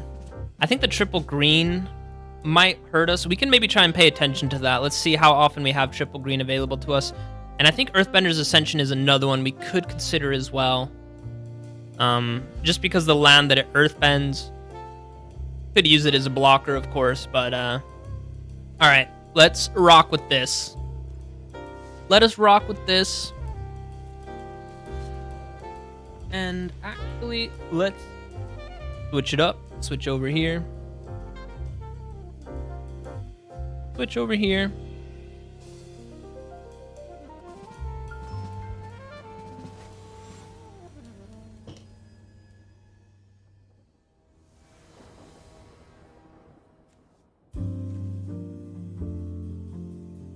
Alright, I mean, this does look... Yeah, we would have triple green. Alright. Also have Ancient Cornucopia. So... I mean, I guess the question is this too slow on turn 3? Well, Ancient Cornucopia can gain us some life, and we did get to go first, which... Let's be honest, that is a huge boon in the... best of 1 meta. I mean, also best of 3 going first. You just have a huge advantage. Alright, well, that is a turn 4 ill-timed explosion, and we do have the Dragonback Assault, which is really nice. We do have the Dragonback Assault. They got the Seer Slicer. I was kind of hoping they would play another 1 mana. Chablin is the correct way of pronouncing those creatures' name. Yo, Iroh's Demonstration is going to go so hard right now. Opponent, they might just even scoop it up right now. Deal 1 damage to each creature. Get these tiny, weak goblins out of my face, boy. Pow, pow, pow, pow. Let's go. Nice call. I don't know how often that will happen, where you have just a bunch of 1/1s that you can target. But, I mean, hey, I'll take it. 2, 4, 5. All right, guys, this is 6 mana. So... Gonna go ahead and wipe the Seer Slicer. Great call, Panzer. The 4 mana Overlord might be a really, really good one. Do we have a Crackland? No Crackland. That is unfortunate. So let's get down the young Isotil Explorer. Yeah, we can gain 1 life. And then hopefully we mill a land, because we can't play them from the graveyard. Oh, it is. Let's go. And that means we get to create another dragon token. So... And we have enough to flash in the Flood Pit Drowner. So that is really nice. That is really nice. Burst Lightning. You got it, buddy.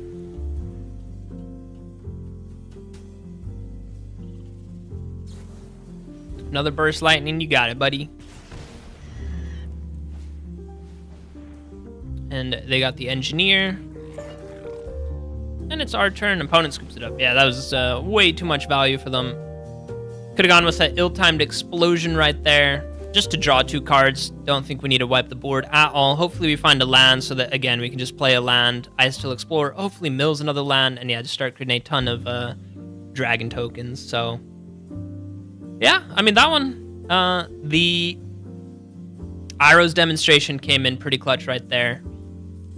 So yeah, let us actually go, and the Red Overlord is a great call. It's just the question that you guys always need to ask yourself, whenever you want to add a card, what is the card that we remove? What is the card that we remove? I mean, that Overlord, it kind of does what the Roaring Furnace does. So then, do we get rid of Roaring Furnace? I think if we just type Overlord, we should find it. Lord. This is the one that we want to add. So he does cost 4 mana to impend him. So yeah, you could say, well, let's get rid of Unable to Scream.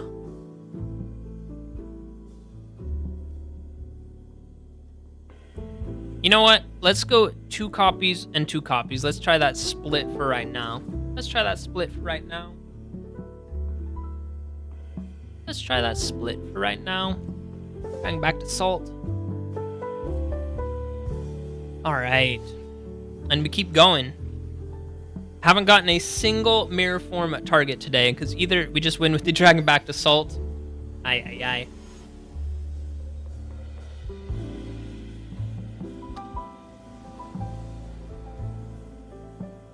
Alright. Opponent gets to go first this time. I think we can definitely keep this hand. 3 lands is pretty nice. And we definitely go with Breeding Pool on turn 1. No need to shock it in. And then a Mountain on turn 2. And do we just go with Pyroclasm right away? It looks like it.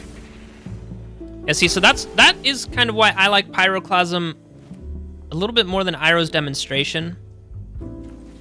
Because, yeah, the 1 damage would not be enough to remove the Badgermole Cub. And they got the Ooze that has Indestructible, so a little bit of a problem to deal with that one. I think we can definitely go with Cornucopia, and we just need 1 green. So there we go. There we go right there.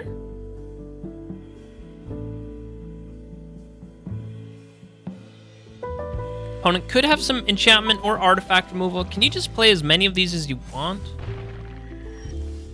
Whenever you attack, that is kind of crazy. And now the Indestructible, that is also kind of crazy. And this is only sorcery speed, that is unfortunate. So we can flash in the Flood Pit Drowner. Let's maybe put a stop right there. Can't you play as many as these oozes as you want? Because there is, I'm pretty sure there's an ooze where you can do that. Or did this guy really just find 3 of them in the top 11? Who knows? Nobody knows. Yeah, but this might be a little tiny bit rough. Put a stun counter on that one.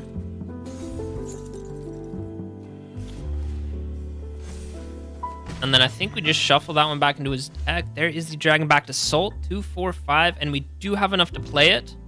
I think we just play it right now. And I think our dragon tokens are going to have to carry us. But these creatures just get a +1 whenever they attack. That is crazy. That is wild. Opponent's wiling out on us.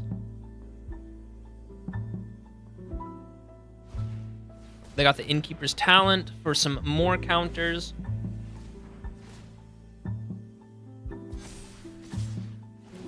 We are at 20 life, thanks to Ancient Cornucopia, so that is pretty nice. I just don't see how we... race with this right now. Especially because we can't remove these creatures. That is insane that they have Indestructible, and that's kind of crazy. Cool tech from the opponent, so... Pretty sure he got us. That's unfortunate. That is unfortunate, but,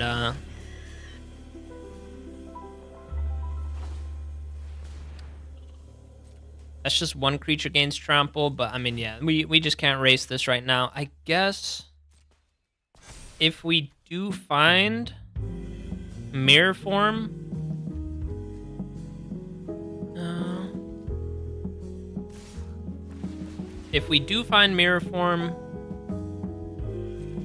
what? Are we forced to block right now? I think we're down to 1 HP in a Dream, and his creatures gain trample. So yeah, opponent got us, but yeah, they have a pretty cool deck. They do have a pretty cool deck, and we don't even find Mirrorform, so that unfortunately is GG. That Indestructible, that's honestly kind of crazy. It's not often that you'll see this Predator Ooze, but hey, opponent had it. Also, unfortunate they found 3 of them, but yeah. I mean, hey, when you got it like that, you got it like that.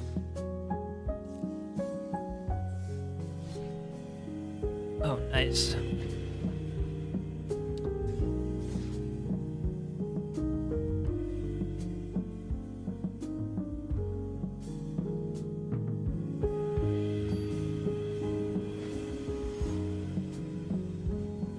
When you got it like that, you got it like that. Alright, yeah, now we have no red mana. I think we still try and keep it. Hope we find the red mana along the way.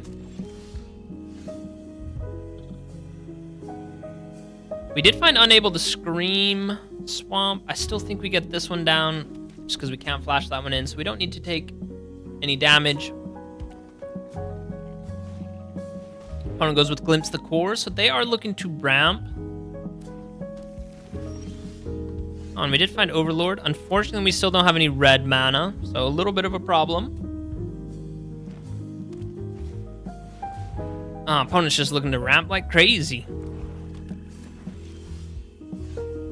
And again, missed the red source. Might honestly need to go up a few more red sources because, yeah, I was focused mainly on green when I started this deck out. An opponent has got Liliana. Oh, I think... Okay, we did find the red source, and... Oh, we need double red for that? Yikes. Well, I think Ill-Timed Explosion is going to have to... I was going to say draw a red source for us. I think we can drop off Iroh. Do we drop off Roaring Furnace? I think we can drop off Unable to Scream.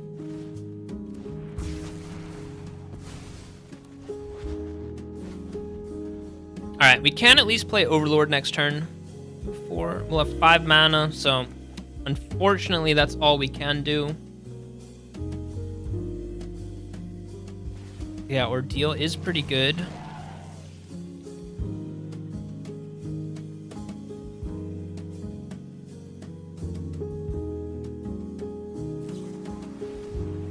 Opponent goes with Outrageous Robbery for 4.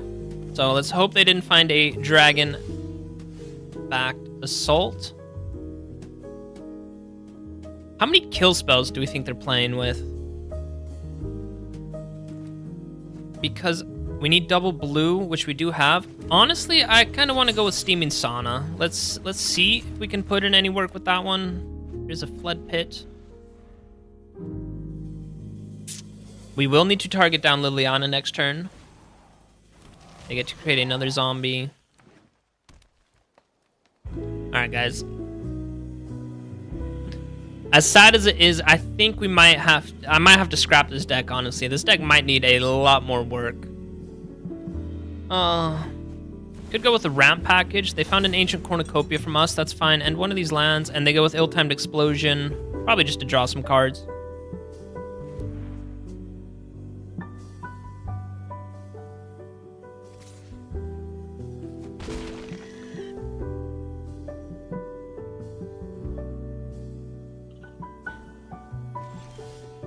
There is another Overlord. It's not quite enough to take out Liliana, which is unfortunate. And 2, 4, 6. I'm gonna maybe hope that they don't have any removal, because then we can just play this guy out for all 6 mana, and then we can take their Liliana off their ultimate, which that would just be GG. And we do get to draw an extra card. An opponent did have the removal. That is unfortunate. And we just draw Isotil Explorer.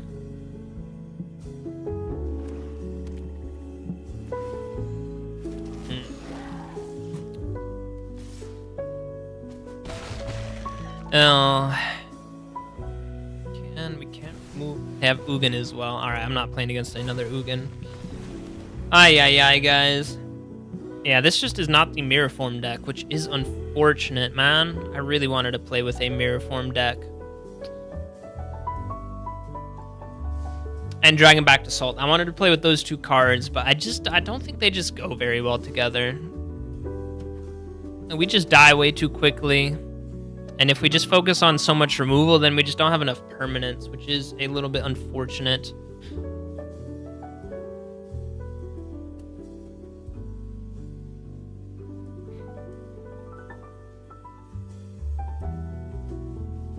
Do we just focus on a ramp package then? All right, I do hate to do this, guys. Let's maybe focus a little bit more on a ramp package. Let's go full ramp. Let's get rid of these removal cards. Let's say, all right, screw it. We'll try and do whatever you do, but we'll try and do it a little bit quicker. So yeah, that is back to the Land War Elf. 4 copies of this bad boy.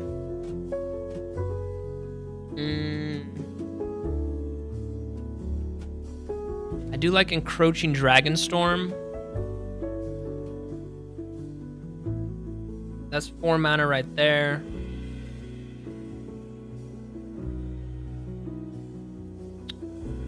Honestly, I think we say goodbye to Isotil Explorer. Even though the double lands do help a lot in creating the dragon tokens, but I don't think we need that.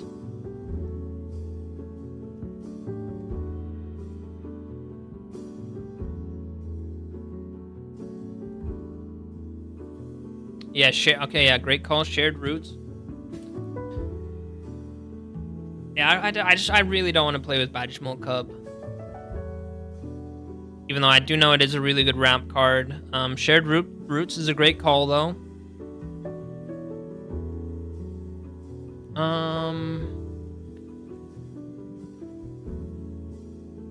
This is the Hulking Raptor. That is a creature on the battlefield for 4 mana. Could play it on turn 3, though. And you get to add double green.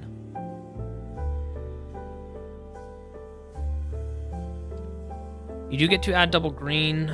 Could consider him. Overlord. Could consider this guy as well. This guy we can play on turn 3 if we have a land into Llanowar Elf, and it is a permanent.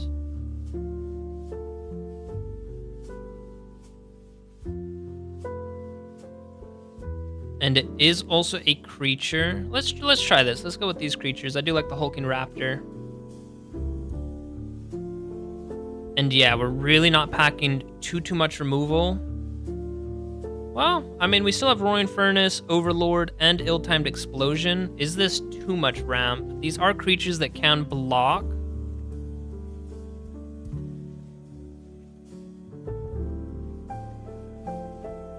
A 3/3/3. All right. Yeah, 3 creatures. I know technically Overlord is a creature, but I think we Lumbering Worldwagon is a good call. Esper Origins as well for that Surveil. Honestly, I think I like the Lumbering Worldwagon a little bit more than the Raptor. What is the crew cost of the Lumber? Oh, it wasn't typing.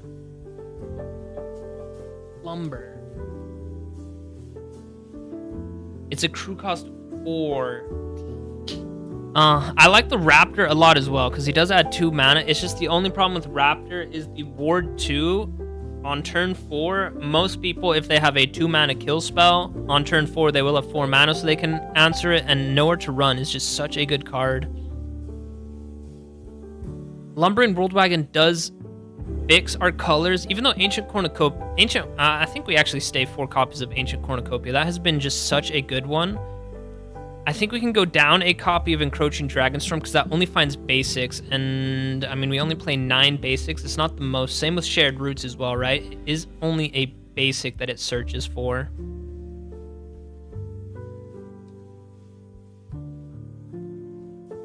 So you know what? Let's actually increase the amount of basics we have. We'll stick with 3/3. Alright, yeah, so, well, this one isn't. This is just for the counterspell matchup, that even though that hasn't really come into play today. Alright, we still have 2 cards that we can work with. Could go up another copy of the Overlord. I think we do that. Let's go up 1 more copy of Overlord. Let's honestly go up 2 copies of these Overlords, because these guys can also be Mirrorform targets. So these 2 could be Mirrorform targets as well. All right. So we kind of gutted the deck, looking at more of a ramp package without the Badgemole Cub, because we're not that lost yet, guys. If I get super desperate, then maybe we will, you know, hit the emergency save me Badgemole Cub. Maybe we'll go with that, but we're not that desperate just yet.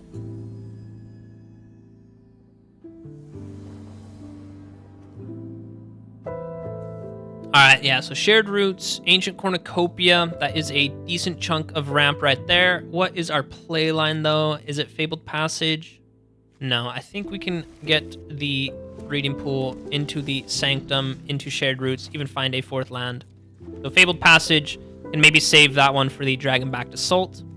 That's what I was considering earlier. Opponent is also rocking with the Mist Rise. So easy Shared Roots for the red mana that we need for Ill-Timed Explosion. Have all 4 colors. And we're not under a huge amount of pressure right now. Now, this actually does look to be a control matchup, so that is a little bit scary. Ancient Cornucopia, a little bit of ramp, a little bit of life gain. An opponent does let us have it, which is nice, which if they do tap out next turn, which I take it back, they are playing with Aang's Iceberg. That is a little bit scary.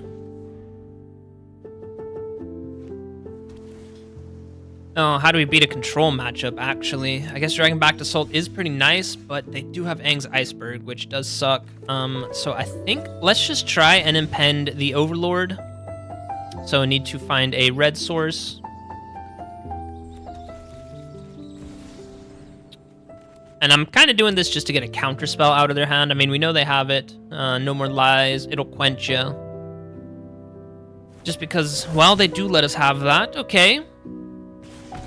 I was going to say, I think Ill-Timed Explosion might be a little bit better. The card draw, of course, up against a control gamer, card draw is pretty important. And Dragonback Assault can kind of save us as well. Even though if they have another Aang's Iceberg, it's just over for us. And Ill-Timed Explosion is only sorcery speed. I really don't want to walk this one into a counterspell, so let's just go with Ill-Timed Explosion right now. This one probably does eat a counterspell right now. And it does not. I'm going to decline that, and we still have enough to go with Shared Root. So, nice little ramp right there. They go with the Consult Star Charts.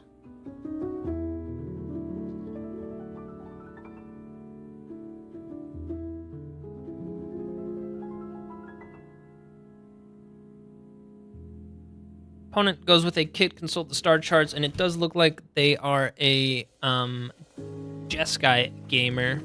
So they might be playing with Jeskai Revelations, can deal 4 damage, bounce something back to our hand.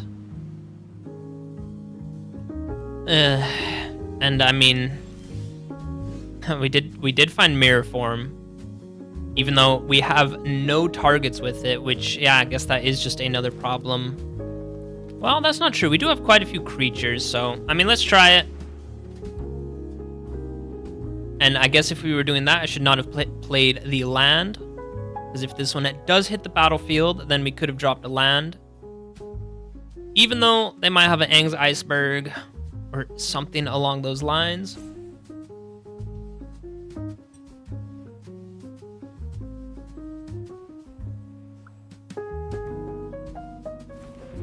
And they do let us have that. That is kind of crazy. And there it is, Aang's Iceberg. Hey. Alright, well, he's at least down 2 of those.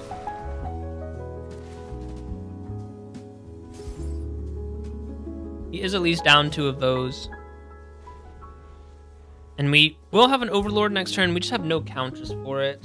Or no targets for it, which is unfortunate.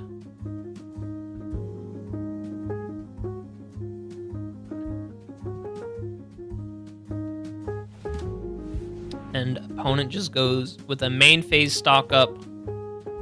So they do just have 3 mana to work with. That is pretty nice, but I mean, yeah.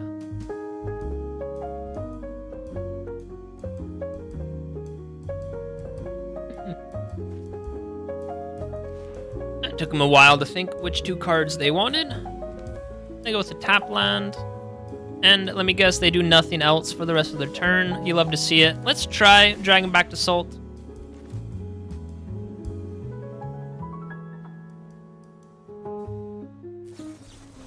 That one does eat the counterspell, which is just absolutely terrible. And, I mean, they probably just have a board wipe, Day of Judgment, Ultima, something along those lines. And I think we'll just go to the next game, guys. I mean, yeah, we have no more card draw. Opponent just sitting on a bunch of card advantage, so that is unfortunate, but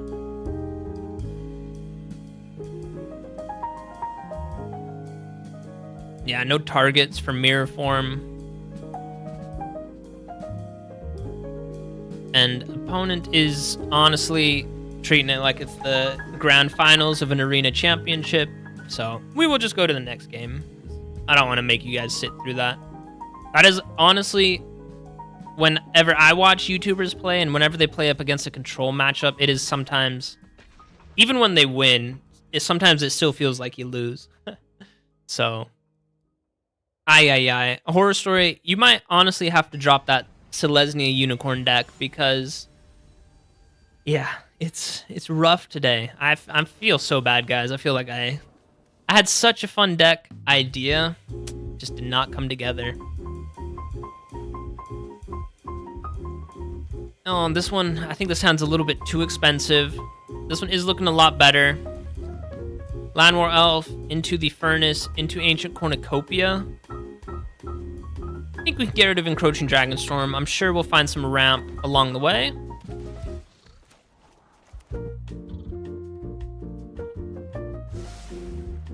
Nah, you don't need to type everything out. You can just tell the general gist.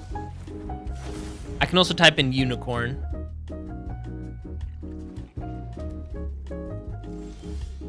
Alright, yeah, opponent didn't do anything, so this is a turn to Ancient Cornucopia, which is really nice.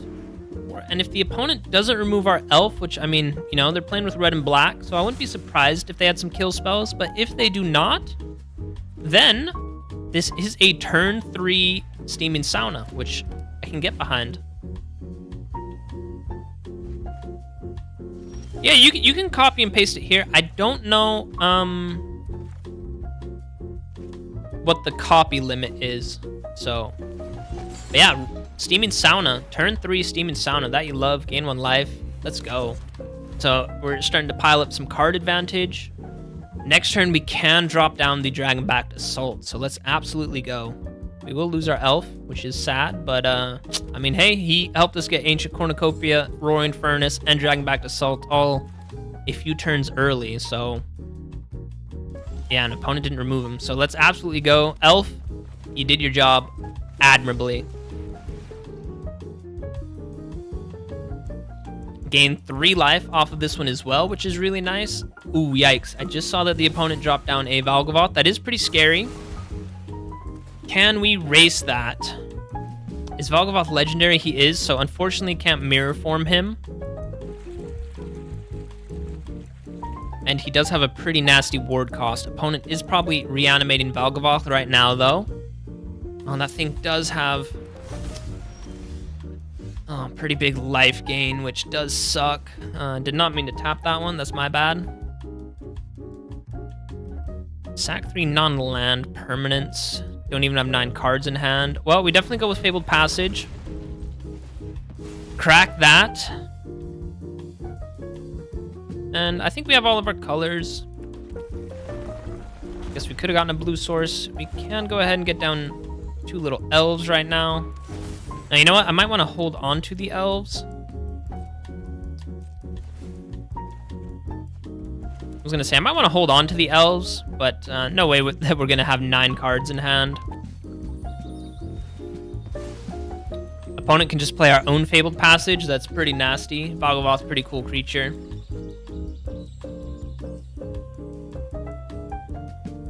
And opponent is just punching in for 9 damage. We're going to go ahead and say no blocks right now. We're going to say no blocks right now.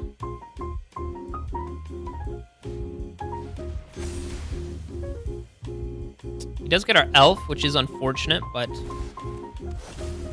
I mean, that's fine. Those creatures stay this small. That is really unfortunate, but hey, we at least have another Fabled Passage. Opponent will get our Fabled Passage, which is unfortunate. We're not playing with Isotil Explorer anymore, so that is at least nice. And then we can go with Shared Roots. But we'll definitely gain 1 life off this. Ooh, this actually puts a land on the battlefield. Let's go. And then the little elf.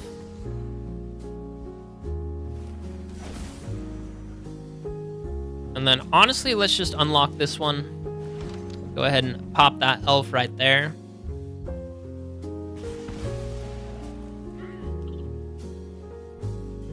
All right, and now we do have a pretty favorable block. Honestly, if he attacks all out, I think I just block with all these creatures. Found a Hulking Raptor is not doing too much for us right now. Horror Story, I do see the list that you're pasting in there, so we'll try that one out next.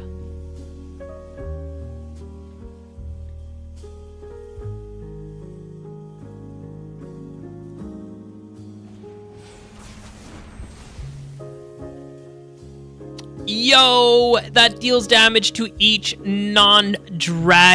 And what do we have on the battlefield, guys? That is a huge... Oops. I know that's pretty bad manners, but I have forgotten about that card myself in the past as well. This guy did it for 4. He thought he was wiping the board, but yeah, that is a big yikes. Yeah, now your Valgavoth is smaller than our dragon tokens. Let's absolutely go. That you love to see. That you absolutely love to see. Overlord does add a land to the battlefield. We'll take some action right there. And then we'll drop this land off.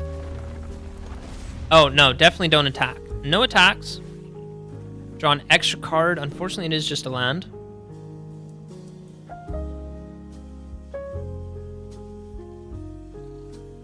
Alright, that was too funny. That was too funny, my boy. Arden is also a pretty annoying creature as well. Can he just bring back Valgavoth just turn after turn? He might be able to. Guys, if we could find Mirrorform right now, that would be... How many copies of Dragonback Assault would we get? We would get a lot. Double block like that? No. Double block like that. The fact that he has Arden is super annoying. He will be gaining a ton of life just turn after turn. So yeah, opponent is a Reanimator deck.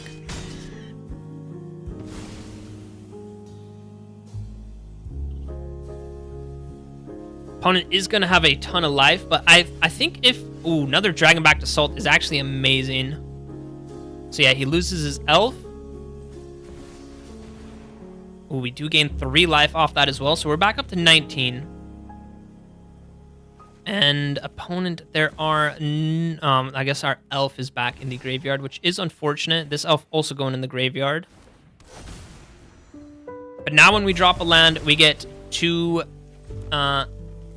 dragon tokens. And let's play out the Hulking Raptor, might as well. Oh, and I think now we can attack all out. Yeah, let's just send it. Let's start putting some pressure on the opponent. I forgot, Overlord of the Huntwoods creates a land token. Let's absolutely go. So yeah, if you want to block with Arden or Valgavoth, you will lose that creature. I guess Arden can just reanimate that one next turn. So opponent was at 30. They're back to 25, and they blocked with Arden. Kind of crazy. Kind of crazy, and I don't see how they come back from this now. I'll be honest, guys. I don't see how they recover from this. They could have a full board wipe, and they just have another Valgavoth. That's fine.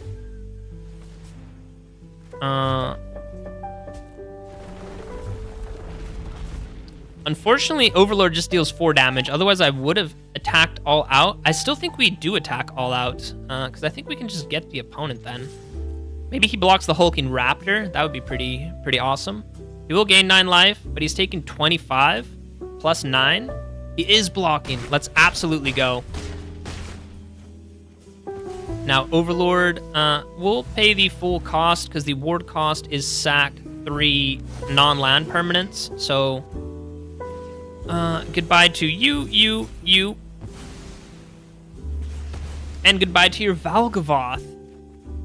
Alright, we are looking for our Overlord, even though we have the opponent. Look, he's down to 6, and we have more than enough to get it done. He needs a board wipe. But even if he has a board wipe, we have a land that we can drop, so that's 2 more dragons. So, yeah. That one turn where he played that, it's not the Meringue River Regent. Another Valgavoth. Alright, you got it, buddy. I kind of hope we could find... Alright, guys, I might do this. I might prolong the game just so we can find Mirrorform, because like I said, I'm not stopping until we get it done. Opponent can play out Overlord now. Oh, but you lose life equal to its mana value. That is so unfortunate. I was really hoping to find a Mirrorform, because we would get 6, 7, we would get 8 more copies of Dragonback Assault, plus the 2 that we have. So then when we drop a land, we would get 10 dragon tokens. Let's absolutely go. That was a good game. That was a good game.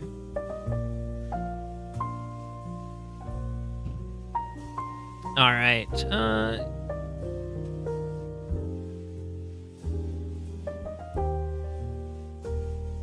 Yeah, give me 1 second.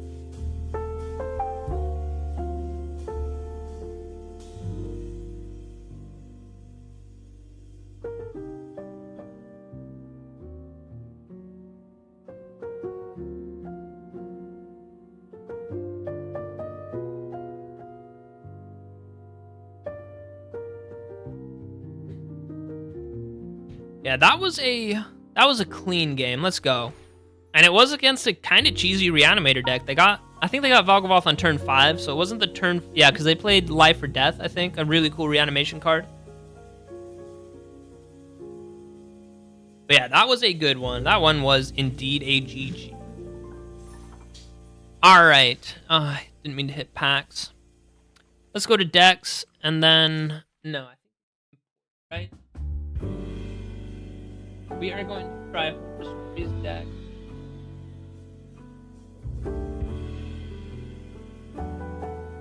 We are going to try Horror Stories deck, so let's import this. Error importing it, that is so sad. Alright, don't worry.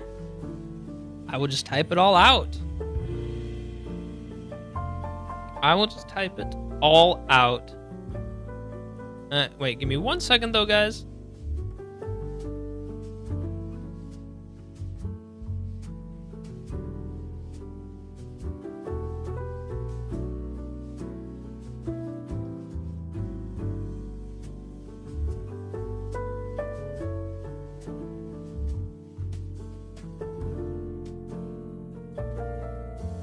No, you don't need to be... Yeah.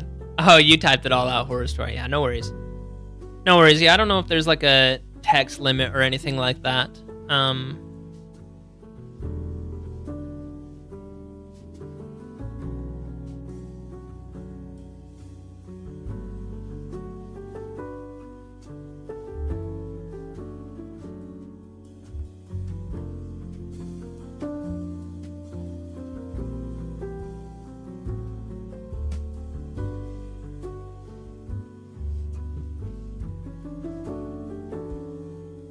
All right.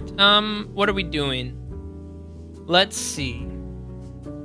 So, uneaten feast. I think if we just type in feast, we'll probably get it.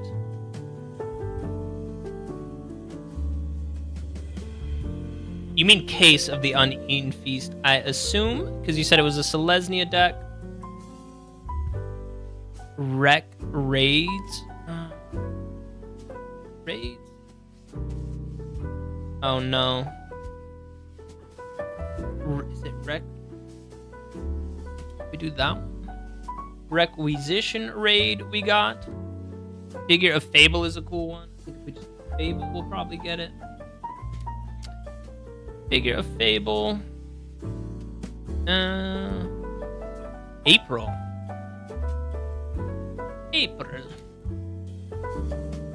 April O'Neil. Yeah, we got the Requisition raid. April in the Scare Sentry. I love that card. I think if we should do Kin, probably find it, and I know exactly which one it is. This one, Kin Scare Sentry.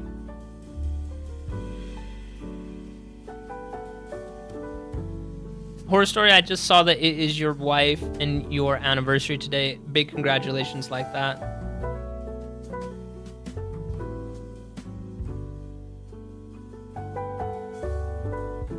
Yo, we got Yalik in here. Yalik Jazz 612. Welcome, welcome, buddy. So happy you're here. You definitely can play this game free to play. Here, give me 1 second. I will post it in the chat. It's not 100% free to play deck, but it was a very, very budget friendly deck I made myself. It was a very, very budget friendly deck I made myself that I could highly recommend. I can even play it once on stream just to show you how it works.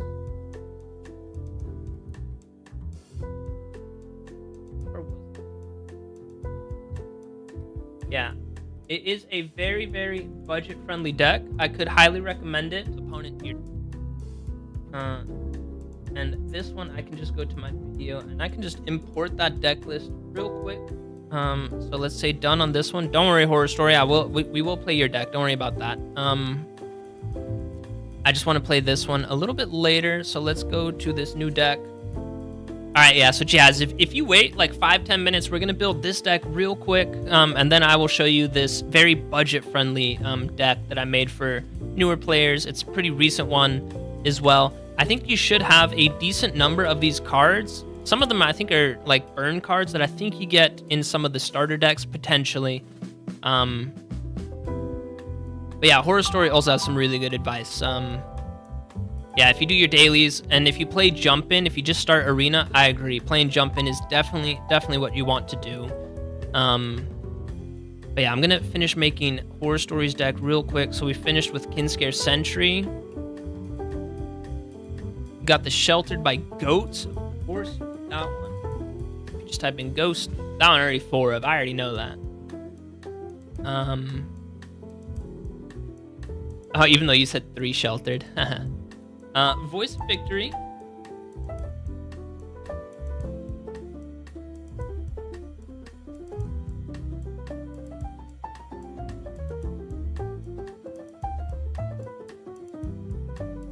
Yeah, I mean, Jazz, you're tuning in a little bit late. I was trying to play a really, really fun deck earlier, and I mean, I was just getting blown out by pretty sweaty decks. Unfortunately, yeah, there are a lot of them out there. Oh, I don't think I added Voice of Victory. There are a lot of sweaty decks out there, which you just have to kind of suffer through. It does suck. But yeah. Let's see. Voice of Victory. Horror Story, you said 2 anthems. I'm not sure which anthem you're talking about. Oh, I guess Anthem of Champions. Let's go. 2 anthems, you said? Yo, a Johnny Planeswalker. I love that guy.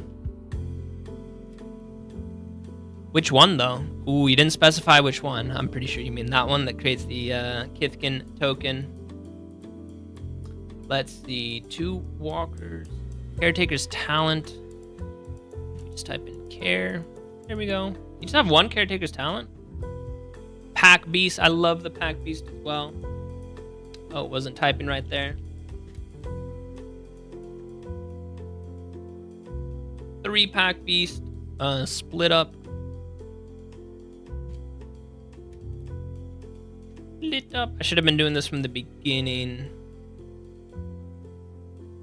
Fortune Unicorn. I think if I just type in, we will probably find it. The Good Fortune Unicorn. Yeah, this is the one that I was talking about earlier. I'll put it in the sideboard. Horror Story, because I've scrolled up. I don't know if people are chatting or whatnot, so I can't actually see if you're actually saying anything or not. You're playing with the Dragon-backed Lancer. I honestly read that as the Dragon-backed Assault. You're playing Dragon-backed Assault in this deck? Dragon, of course, is way too broad. Dragon-backed Lancer. How many? You got 3 of those? I'll be honest, never seen that guy. You got 3 Ouroboros. I love how I typed in 3 as well. Our O. 3 of that bad boy. 2 Elspeth. I guess you mean Elspeth Smite, if I'm not mistaken. Of course, it's Elspeth the Stormslayer. Amazing Planeswalker right there. 1 Kinbind.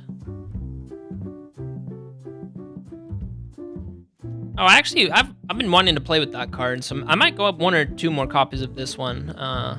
It's because I want to play that card. I don't know how good it would be in this deck. Overrun. Ooh, this also looks like a cool card. Creatures get +3 and trample until the end of the turn. That is only sorcery speed. That is unfortunate. That's a big sad. Because for 6... No, oh, it's 5 mana. I was going to say for 6 mana, I think you might be better off going with March of the World Ooze, because that gives all creatures base power and toughness of a 6/6. How many is this? 2 overrun? You got some United in there. United Battlefront, 2 of those. Lands of your choice. It's a 66 card deck. All right, that was my bad since I wasn't doing it from the beginning, because one case... You had 2 raids. You had 3 Sheltered by Ghosts. 2 Fable of Figures. 2 April. 2 Kinscare. 3 Sheltered. 3 Voice of Victory. That's a good card. 3 Voice of Victory. 2 Anthems. I think this is where I started adding everything, right? Yeah, 1 Caretaker, Pack Beast. All right, and then lands of our choice. All right, well, basic. Abandoned Air Temple, I think, can be pretty good since we have a lot of creatures. And then let's just look for our dual lands. So, all right, let me scroll down now. I am sorry, Jazz, if I missed some of your comments.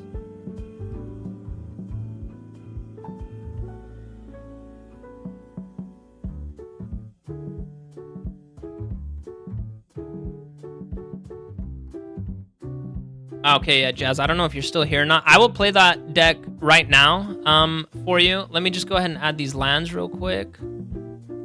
Hushwood is a great one. Lush, maybe too slow. Temple Garden for sure. And then honestly, do we just rock with some of the basics then? But yeah, I will put it... Here, let me actually just copy the link real quick for you as well. Copy link. And then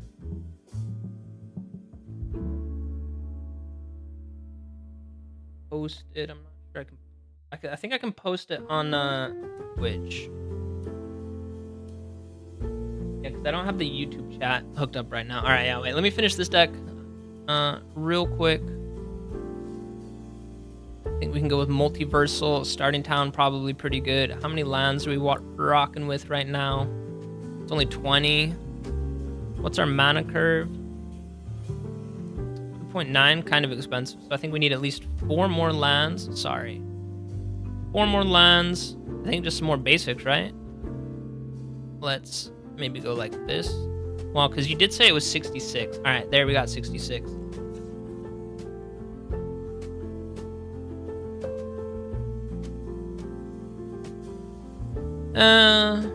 All right, and for Jazz, I did want to add the deck link. I just don't think it gets sent to chat. Isn't open. Is unfortunate.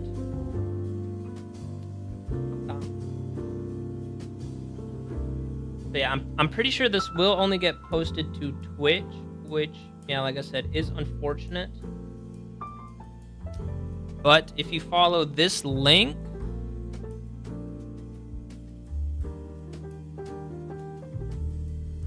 all right, Jazz, if you go over to Twitch, I don't know if you have a Twitch or not, but yeah, the link that I just put in, or maybe, can you copy? I'm not sure you'll be able to copy it right away. But anyways, I will go ahead and play 1 match with that deck for you right now, show you how it works, because it is really budget friendly. What am I doing though? We're going to Arena. Yeah, so this deck right here,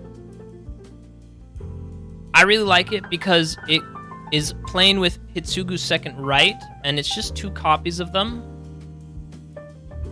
You just need to get your opponent down to 10 life, and then you can cast Hitsugu's Second Right. You can do this at instant speed, which is really nice, and you basically just win the game then. And everything else is just designed to get our opponent down to 10 life, so we have Bolt Wave, deals 3 damage to the opponent. Burst Lightning, the Dragon Fire, Plasma Bolt, Shock, Lightning Strike. I like this art more. Oh, I think there's a better creature. Okay, we're gonna make a small update to this deck. Because when I played this deck, there is this one creature that I like a little bit more. It is a 1-mana monkey. Do I see him right here? Let's just go to creature real quick.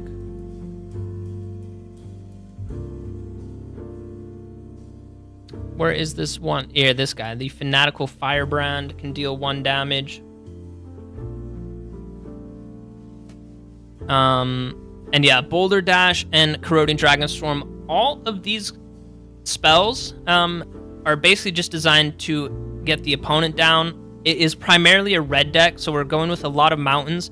We are splashing in a little bit of black, and here is where you will need a few wild cards. It is for this enchantment right here. Morn Song Aria for 3 mana, and it does have 2 black pips in it. But this enchantment, it says players can't draw any cards or gain any life, which is really nice against the mono-white life gain deck. But then instead of drawing a card, you get to search for any card in your library, and then you get to put that in your hand, and you lose 3 life. So this one also helps drain them. And again, we're trying to get the opponent down to 10 life, because then you can finish them off with Hitsugu's Second Right. So this card does cost a rare wild card.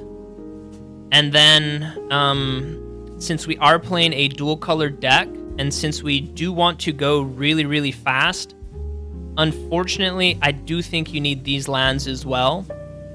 Blood Crypt taps to add red and black, but as a new player, lands are honestly some of the best things that you can spend your wild cards on, because Multiversal Passage, you can shock this one in, pay 2 life, and you can have it be any color you want, which is really good. So if you want to branch out and play like a, you know, blue-green deck later on, then Multiversal Passage would be a great one right there. And same with Starting Town. It can tap to add mana of any color. You do have to pay 1 life for it, but that is really, really good. So I will play one quick game with this one, just because this one honestly is a pretty decently competitive deck, and it really doesn't have that many rare wild cards.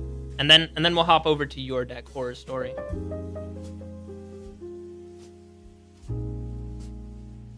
So yeah, Yalick Jazz. You a big jazz fan? Utah jazz? The music genre jazz?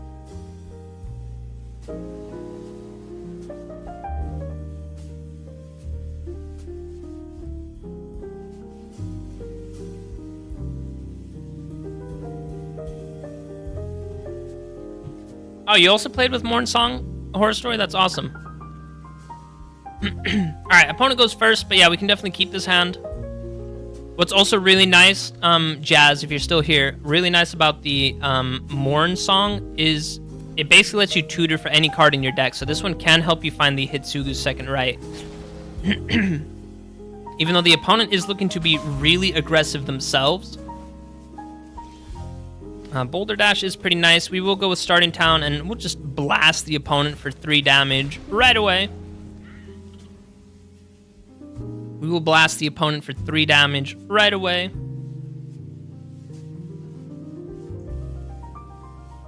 Oh, I need to keep this one open.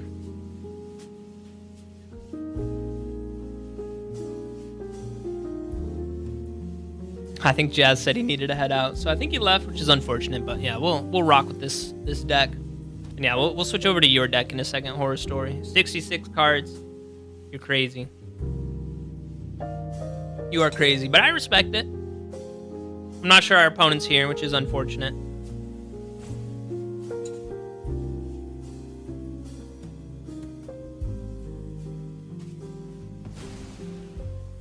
Oh, opponent. Oh, I thought this was the Slick Shot Show Off. All right, well, we'll go with the Corroding Dragonstorm. Drain the opponent for 2. Definitely don't need another Morn Song. And okay, here is a little bit of a problem. How do we get the opponent down to 10 right now? Oh, I didn't mean to keep Bull Wave on top. It's fine. Opponent goes with the Stadium Headliner. Don't know why they didn't play this one first. They get a punch in for 2. Oh, I guess they can give this one haste right away.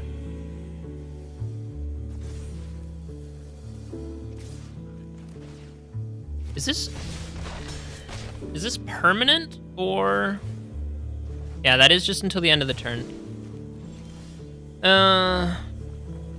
I mean, unfortunately, they still are dealing a decent chunk of damage to us. Yeah, we can deal 2 damage right there, 1 damage right there.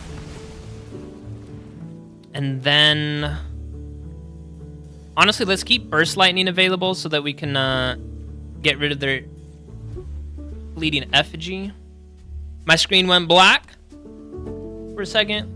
There's Momo, my little cat, jumping behind my computer. That one has haste, which is unfortunate. All right, wait. I think we might be able to get the opponent. I will need to think about this, and let me talk you guys through it. If we hit them with the Burst Lightning right now, we would really need to draw a land. So I think we actually used Burst Lightning on the Fleeting Effigy. Let's just remove that one. No, I'm not going to edit your deck. We're going to play it straight up. Straight up.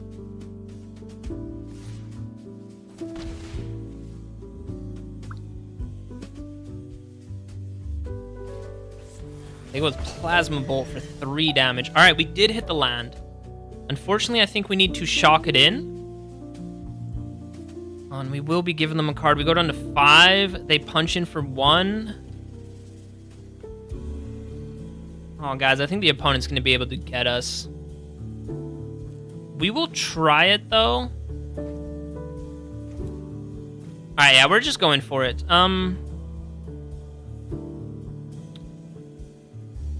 Black. Wait, I think this one can come in on black. But we'll need to take 1 from Hits. No, Hitsuka's second right only needs. Yeah, I think this one comes in on black. We take 2 damage right there. I think we go with this one.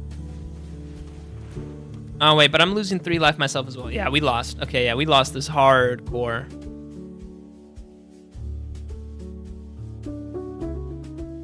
Yeah, unfortunate. Unfortunate. Opponent was a little bit too aggro with their deck. I think Jazz left anyway, so he didn't get to see this embarrassing loss. This deck, you do need to think about it a little tiny bit.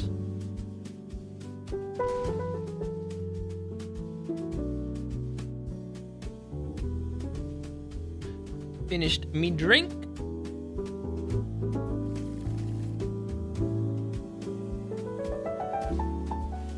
Yeah, Nova Hellkite. Yeah, that was a little bit too unfortunate. They were a little bit too aggressive. I think also, honestly, a little bit of a budget deck themselves as well. That one's unfortunate. All right, but we can move on to the Kithkin deck. Horror Story, what's the lore behind your YouTube name? Is it because you love horror? And then, let's actually want to edit this deck real quick.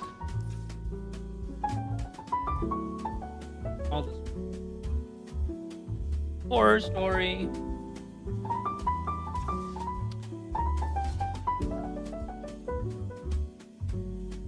Horror Story. All right. Yeah, let's look to play a game.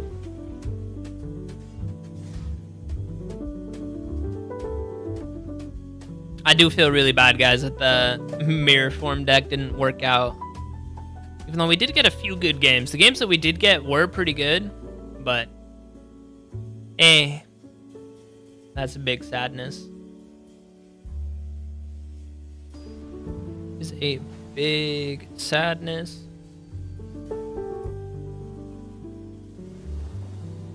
All right, we got Sir Degel. All right, we got to go first. Let me think about this. A multiversal on green.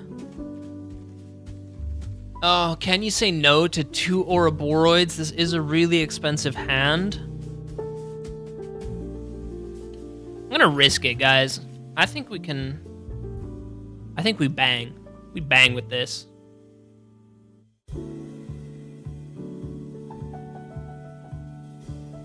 think we bang with this. See if the opponent's even here. Let's see if the opponent is even here.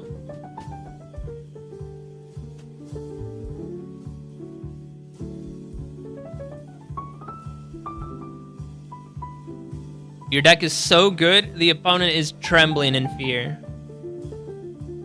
Opponent is trembling. Oh, they are actually here. All right, we got a game on our hands. We have a game on our hands.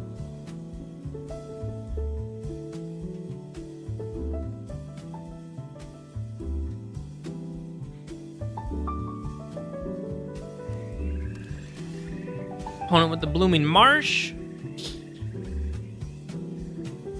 All right, well, here's our next dilemma. Do we go with a white for Multiversal Passage so we can go split up an Elspeth, or do we go with green so we can go Ouroboros? I think it has to be the double green. Hopefully we find a white source along the way.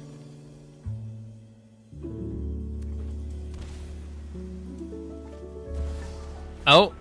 And it is a Kavero deck where we just lose on turn 4. Guys, yay. So much fun. I absolutely love this. I guess I could have gotten the Unicorn down. Should have maybe gotten the Unicorn down. Would have been more mana efficient, but... I mean, this is a game that we just chalk up to... Yeah. Just amazing gameplay. Amazing skill. Amazing... originality demonstrated by our opponent. So we will just bathe in his amazement. Missed the land drop, which does suck. So I think we definitely go with the Unicorn. Whenever another creature enters, that does synergize very nicely with the mobilized tokens. So I dig it, Horror Story. I dig it. Well, I guess maybe we should have gone with the Pack Beast then. And there still is no Kavero in the graveyard. Still no Kavero. But they got the Formidable Speaker, and that will find it for them, most likely. Yeah, they drop off another Terror of the Peaks. And they find... Oh, wow. Who could have seen that one coming? Alright, we do have Split Up. We do need to find the white source for it, though.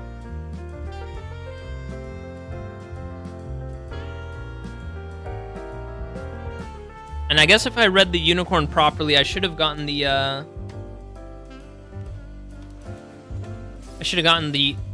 Pack Beast down. Alright, let's see what April does for us. Scry 2. That could be nice for finding lands. There still is not a Bringer of the Last Gift, so I am going to try and get down the Pack Beast.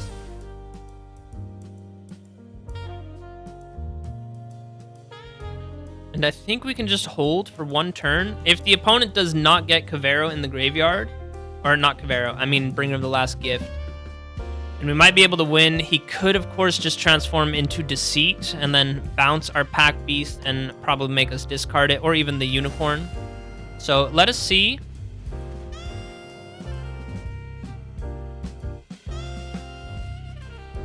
Yeah, black, blue, blue. It probably is Deceit. I think that's the best card in his graveyard. Maybe he's getting greedy and going with Overlord. You never see graveyard decks? That is crazy. Yeah, he does go with Deceit.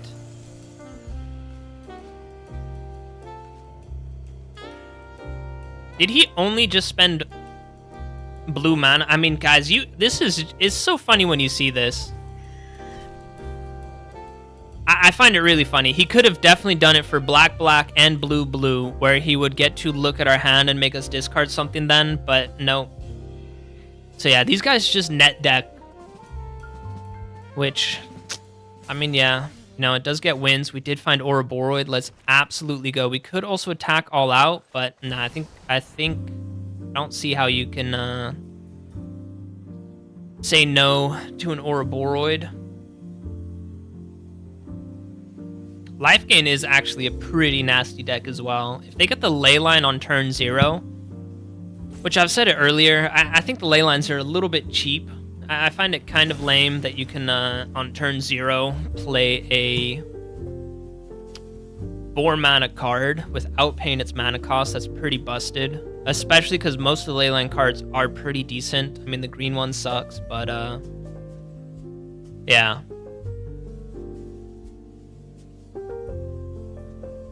Alright, I like this synergy as well. Unicorn with Ouroboros. Alright. Alright, guys. After this game, we have a very special guest in chat right now. It's my wife. Everyone say hello if you want. But yeah, after this game, I am going to go ahead and give my cat a little treat. I'll do it on stream so that the wife can see the cat. So I told everyone that everyone clapped when the pilot landed the plane. So we all had a little laugh at that. We actually don't even get to take these creatures out. Opponent's down to 5. Opponent's down to 5. We do lose our mobilized tokens. I don't even know what music.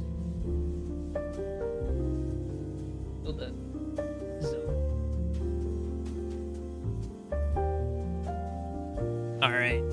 Oh, he has Awaken the Undead. Of course he does.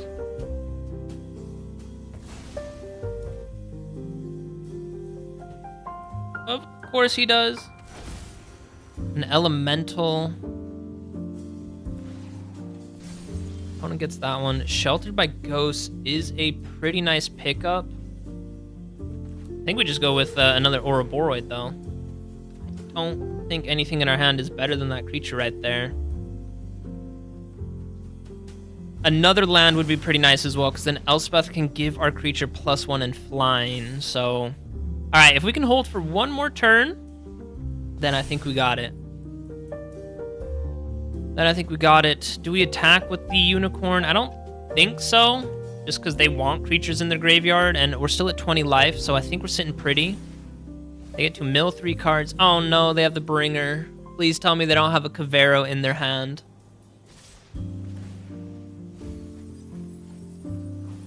I think he does. That's the only reason why he would attack all out.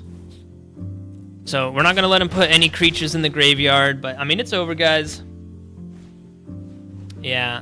All right. We're just not even going to let them have that.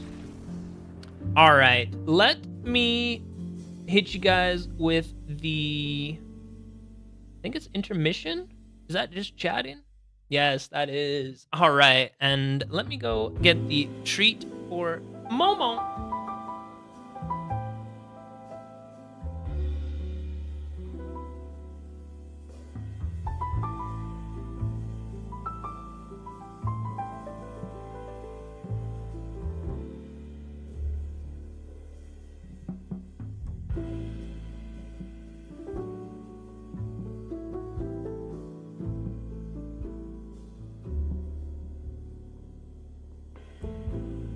All right, guys, have this creamy treat that Momo apps loves.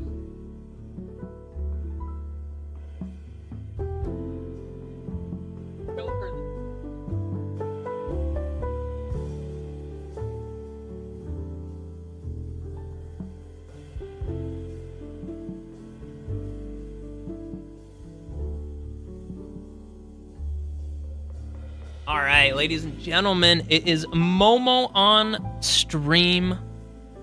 1 second, Momo. I know you're probably uncomfy. Let me just make sure.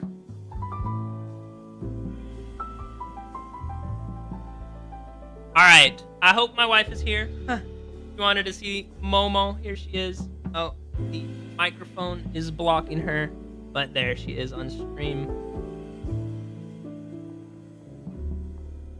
With the creamy treat that she absolutely loves. She makes such funny faces when she has her treat. Horror Story, you said you had a cat as well? Also a kitten, or have you had your cat for a long time?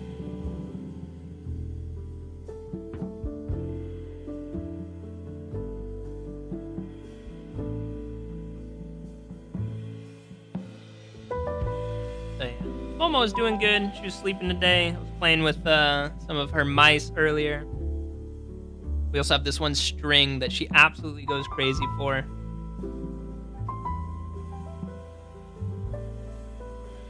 Hope I'm not spilling any of this creamy saucy treat on myself. Doesn't look like it though. Looks like Momo's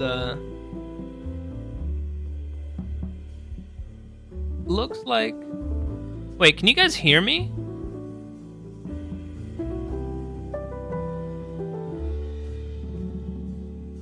Can you guys hear me? Testing. Testing, test. Testing, test. Can you guys hear me? I don't think you guys could hear me, right? Or maybe you could. Oh, you guys could hear me. Okay. For me, it looked like the audio wasn't showing up. All right, well then, yeah, let's go back to the intermission.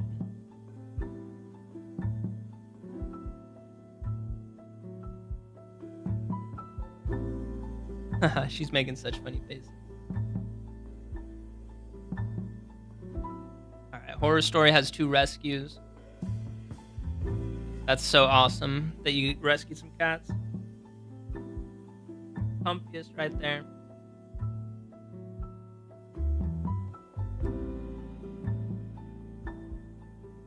Yeah, Momo's a great cat. She doesn't really like to sit on my lap when I'm sitting down here, though. She has a spot on the windowsill that she absolutely loves.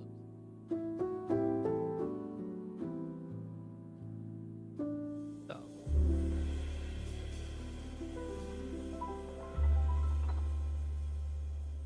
It is nearly finished. It is nearly finished.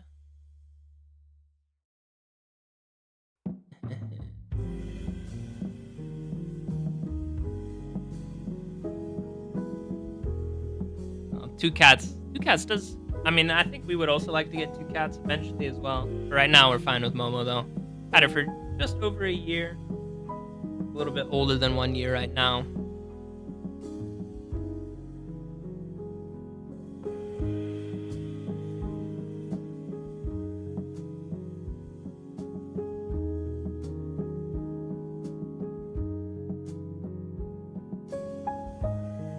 All right, Momo. Basically, more or less all of the treat right now. You can say goodbye to stream.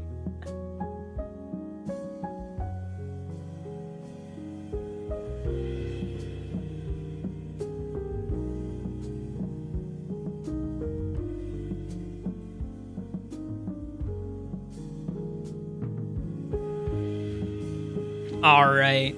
Yeah. Don't worry though, Momo might pull her back in the future as well. Why can I not see my... Oh, my audio levels were all the way down there. Okay.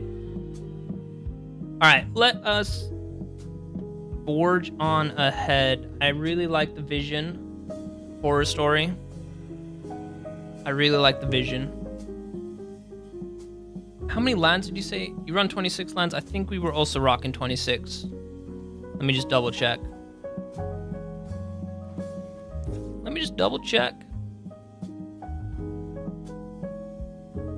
Yeah, I guess we don't really gain too much life in this deck, right? Yeah, so this is the one this is the one unicorn I was thinking about earlier. But yeah, I guess that one doesn't really fit too much in this deck. And yeah, let's take a quick peek at how many lands we are rocking with. I have 25. So I guess I messed up somewhere, because I do have 66 cards now. We'll rock with it though. And yeah, I guess in that one Cavero deck, it did kind of come back to bite us, but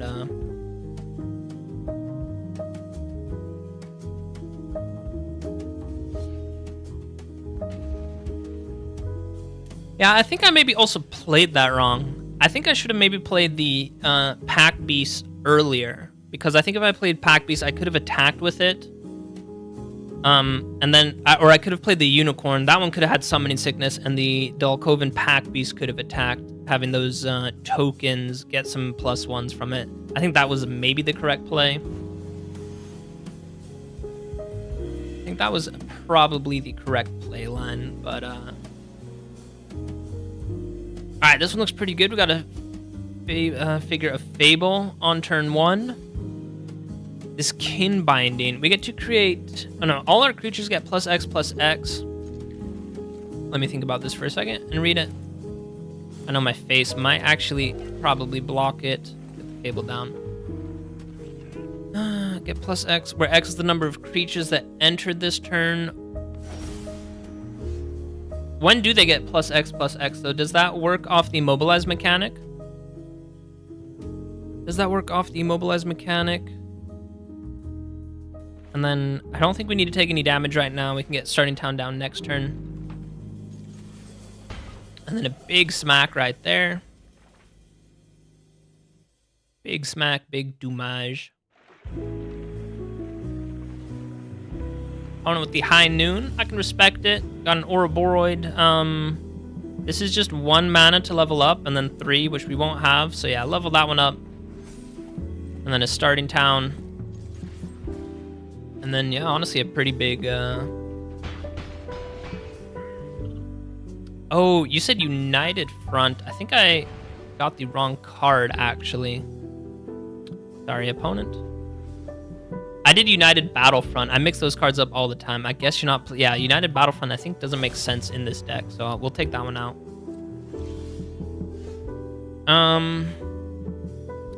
Honestly, I don't think I want to play out Ouroboros. Opponent probably has the board wipe right now, so I think this is just an easy starting town, level up the Fable, and yeah, just hit the opponent as hard as we can. Opponent's down to 7, so yeah, they need a board wipe right now, or the game is just over. But they probably have it, double white. Ooh, it is a Azorius control gamer. We probably see Day of Judgment right now. Split up is also a possibility. Ooh, Elspeth is an amazing play. Honestly, I think we go with Elspeth, especially while they're tapped out. Yeah, we have all of our colors, so we can just get this one. I will shock it in. And then, yeah, no counterspell, no stick, no nothing. And Elspeth, just a planeswalker. Might be a little bit difficult for them to deal with. They could, of course, have a Get Lost, and that would be a good answer to Elspeth, but they would have to do that. Well, they don't have to do it right now. They can, of course, cast that on their turn as well. Caretaker's Talent. That is honestly kind of wild. Do we go with Kin Binding? Let's try it. Opponent could have a counterspell, no stick whatsoever, so no Get Lost either. And I mean, yeah, this Kin Binding just went hard. Let's absolutely go. It also creates tokens as well, which get doubled up by Elspeth as well. Yeah, we cooked there. We cooked. I guess I will say, I think it is nice that we got to go first, and we also had Voice of Victory. Who knows? Maybe they did have a Get Lost or something like that that they just weren't able to play on our turn, so... Yeah, GG. And yeah, let's go ahead and take out Battlefront right away. We will go ahead and take out Battlefront. Or I think we'll go ahead and add Battlefront, and we will take out United Battlefront. United Battlefront. I think if we should do Battle, should find it. Man, a lot of cards named Battle. Let's just do Front then. There it is, United Front, 2 of those bad boys. Nah, no worries, Horror Story. Honestly, you kind of saved the stream. Ha! Hillbilly, you missed it. I'll show you the deck real quick. Well, and I mean, we've changed it so much at this point as well. I was trying to meme with Mirrorform, trying to get a bunch of copies so that we could turn everything into a Dragonback Assault. We were just getting absolutely... I'll be honest, we were getting blown out by some pretty sweaty meta decks. We just weren't really able to get a good foothold down. So, unfortunately, we didn't really pull it off too much. There was a really, really good game, though, against someone playing with a Valgavoth Reanimator deck. They pulled back Valgavoth on turn 5. But we were able to just win with Dragonback Assault and no Mirrorform. That one was a pretty good game. But yeah, Yeah, the version that you see right here has actually changed quite a bit from the original version. So, yeah, now I am just trying out a deck that Horror Story recommended. I played it once. We lost to a Kavero Reanimator deck, but it got kind of close, to be honest. And the game that we just had, honestly, was a blowout for us. And I think, I want to say the main card, Good Fortune Unicorn, whenever another creature enters, we get to put a +1 on the creature that entered. So we're going with some mobilize mechanics like Voice of Victory and the Dalkovan Pack Beasts.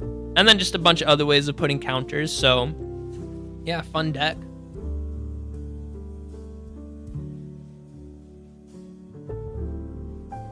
That happened to you in your morning stream? What you mean with the Dragonback Assault? Or you were playing the Valgavoth Reanimator? Because Dragonback Assault, that is a really, really fun card. It's just, I mean, yeah, 6 mana with no reduction, and it does cost 3 colors, is honestly pretty brutal. And then even the turn that you get it down, I mean, Sapling Nursery, you can at least ramp into Sapling Nursery. It has affinity for your forests. So yeah, it is pretty rough. All right, do we keep this one? We get to go first, which is nice. Unfortunately, I think this one's a little bit too expensive. The Surveil might actually help us out, though. So I think we will actually keep this one out. I think I just included 1 or 2 Lush Porticos. And I was talking about this earlier. Mono white life gain. Leyline of Hope, turn 0, they just get to put a 4-mana card onto the battlefield. Yeah, that to me, it feels a little bit rough. Destroy an enchantment, though. Let's go.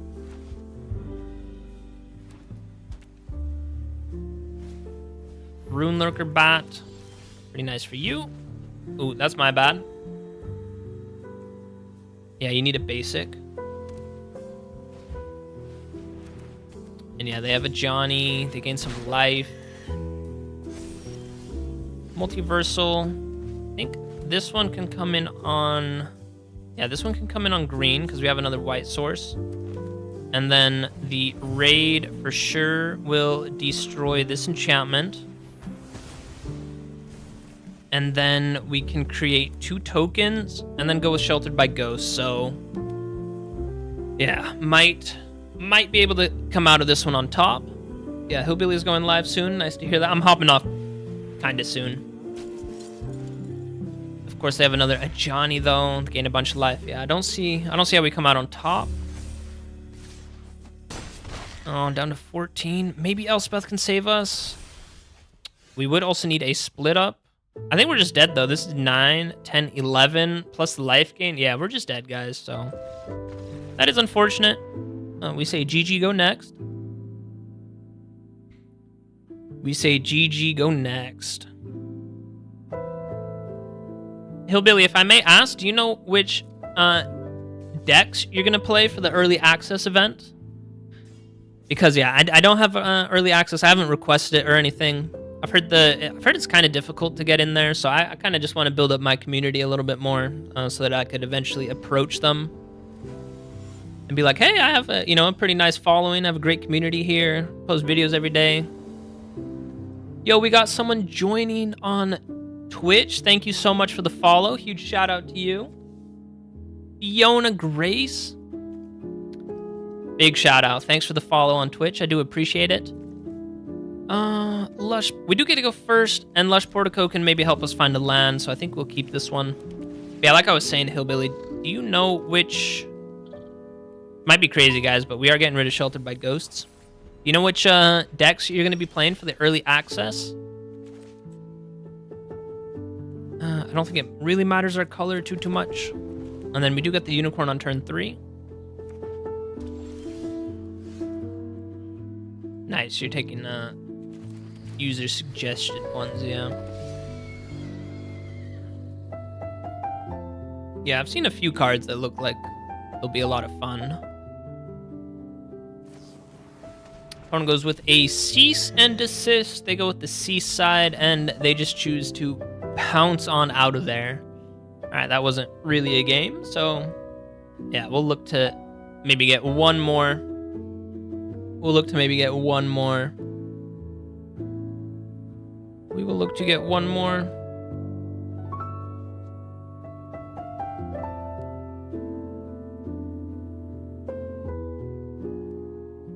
Fiona, I'm not 100% sure what you mean with set up panels on my channel yet. What do you mean?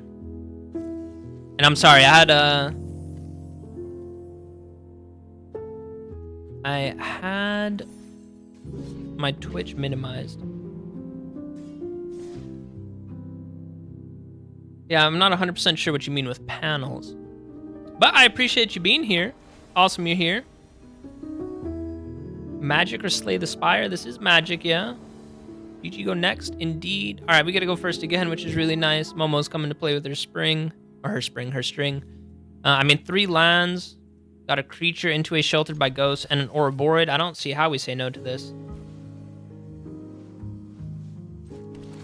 Yeah, I'm still pretty new to Twitch, I'll be honest. I think we will keep the 4th land, so... I'll look into that, though. I'll look into that. Oh, Magic or Slay the Spire? Honestly, I think for me it's Magic. I love this game. I love this game. Ooh, get a little Scry too. Nice. You, if I may ask? Sounds like you might be a Slay the Spire gamer. All right, no target for Sheltered by Ghosts, so I think this is an easy... Uno. I think this is an easy Caretaker's Talent. Might eat a counterspell. Is, of course, mono blue, who we are up against, so this could be a little bit rough. But no, it does stick, which is pretty huge. We just need a way of generating some tokens. Uno is a pretty fun game. Yeah, honestly, Horror Story, I think I might need to uninstall the game. Fiona's also asking for a Discord. I am so sorry, guys. I don't have a Discord, so yeah, I'll need to look into starting that. But I really appreciate the offer, Fiona. That is amazing. I will look into setting up a Discord. I think this can be white, and I don't think we need to shock it in because I want to get the Pack Beast down. And yeah, they do have the counterspell. That is unfortunate. Maybe we could have gone with Ouroboros then. Just because the tokens that the Pack Beasts create, I think, would be pretty important.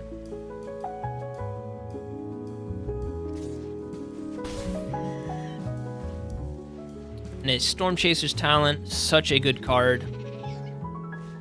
Such a good card. And of course, they rock with... Boomerang Basics. I kind of hope they play out Storm Chaser's Talent, because then they would just have 1 mana.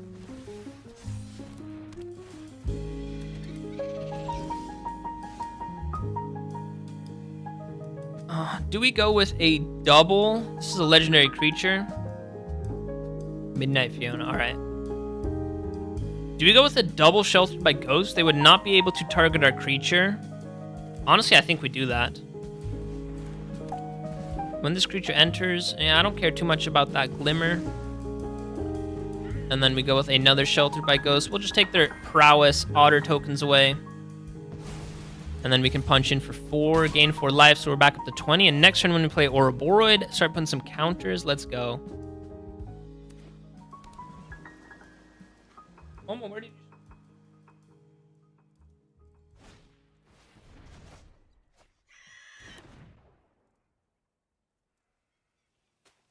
All right, opponent, 1 mana play. They are all...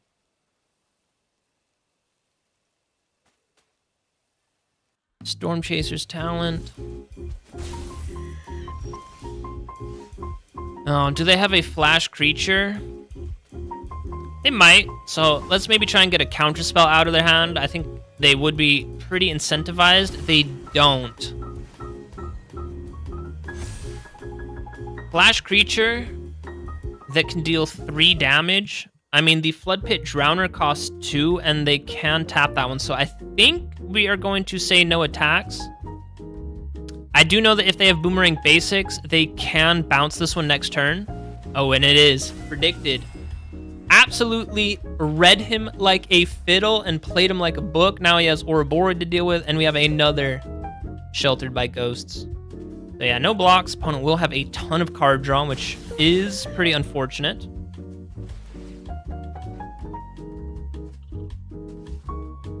Thanks a bunch, Hillbilly. I do really, really appreciate it. I'll hop on over to your stream as well in a second, because I think this might be, yeah, one of my last games.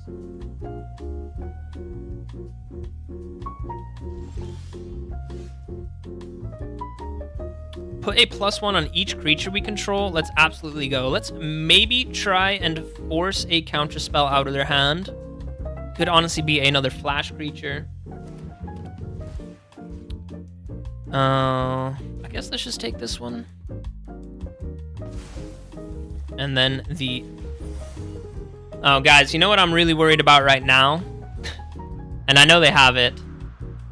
Put a +1 on each creature that we control. I know for sure they have Aetherize. 4 mana, bounce all creatures back to your hand.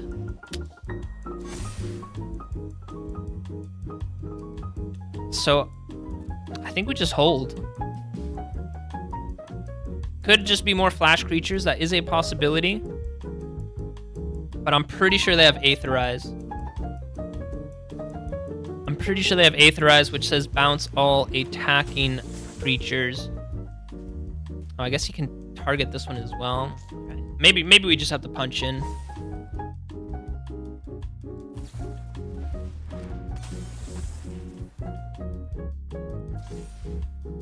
One's 4 right now. Well, he didn't pay the ward too. That's a little bit surprising. All right, opponent has just 3 cards in hand. They go with Storm Chaser's Talent. So they still do have 4 mana. That's the threshold. And Boomerang Basic. I don't get why they're not bouncing this one.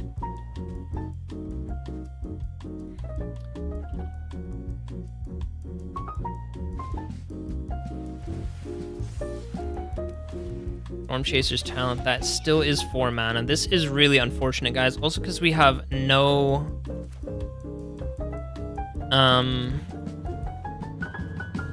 no tokens to generate, so we will just attack with April. We are putting a ton of counters, so I'm pretty sure they will hit us with the Aetherize, but hopefully that's the only one in their hand, and then next turn we're free to attack with Ouroboros.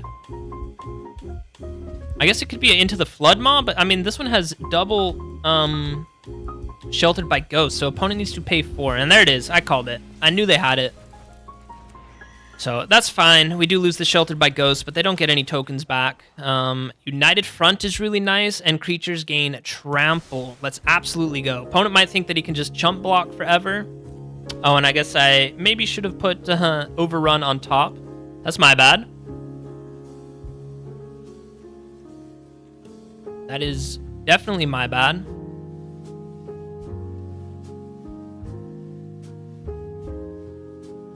Option number 2 is who we're playing against. Let's hope they don't have another Aetherize. They are a third of the way through their deck, so I would not be surprised. But, I mean, now we can just put a ton of counters. I was going to say, attacking with the Otters is a little bit crazy. We are down to 8, which is honestly a little bit scary.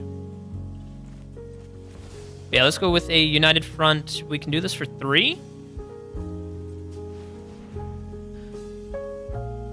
So is it just a counterspell?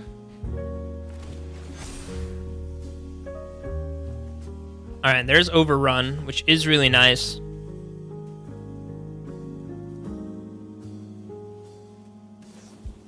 One goes with Flood Pit Drowner. Not sure who they're tapping down. And they still have 4 mana available. It is just 2 cards. Oh, guys, I am pretty worried about that. I don't think we have Ouroboros get bounced back to our hand, so...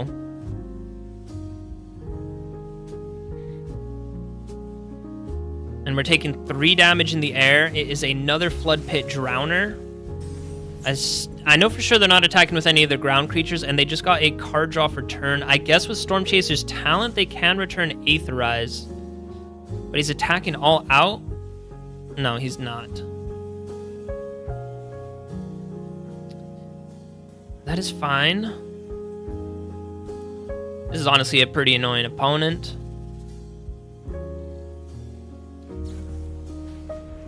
Oh, Enduring Curiosity will let him draw 3 cards, which is a lot. This one does give all of our creatures trample, though, so I think we just have to go for it. Opponent just finishes off basically next turn if we don't gain any life. So here is an overrun.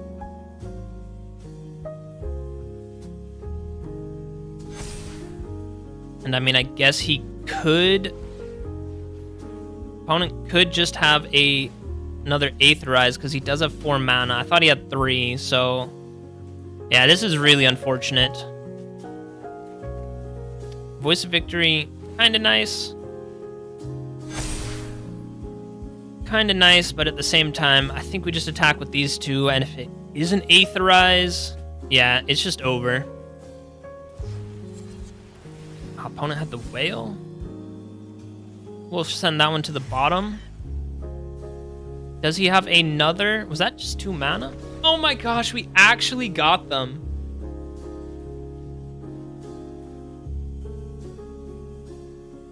All right, that was an awesome game. It got really, really close. I was scared the entire time. I called it very early. They had the Aetherize. Yeah, just not being able to attack with Ouroboros. A little bit unfortunate, but I mean, this one creature, and I mean, Horror Story, you are a visionary. I was like, hey, I think March of the World Ooze might potentially be better, but nah, the Trample, let's absolutely go.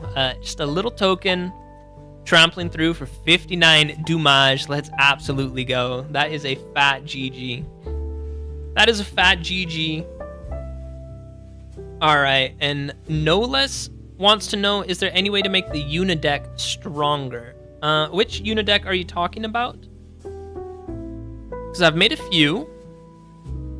I have made a few. Even though... Which one? Are you talking about the one with the Shredder? Let me, let's pull it up real quick. The latest Una deck I have... Honestly, I don't know. I haven't thought of a Una deck in a while.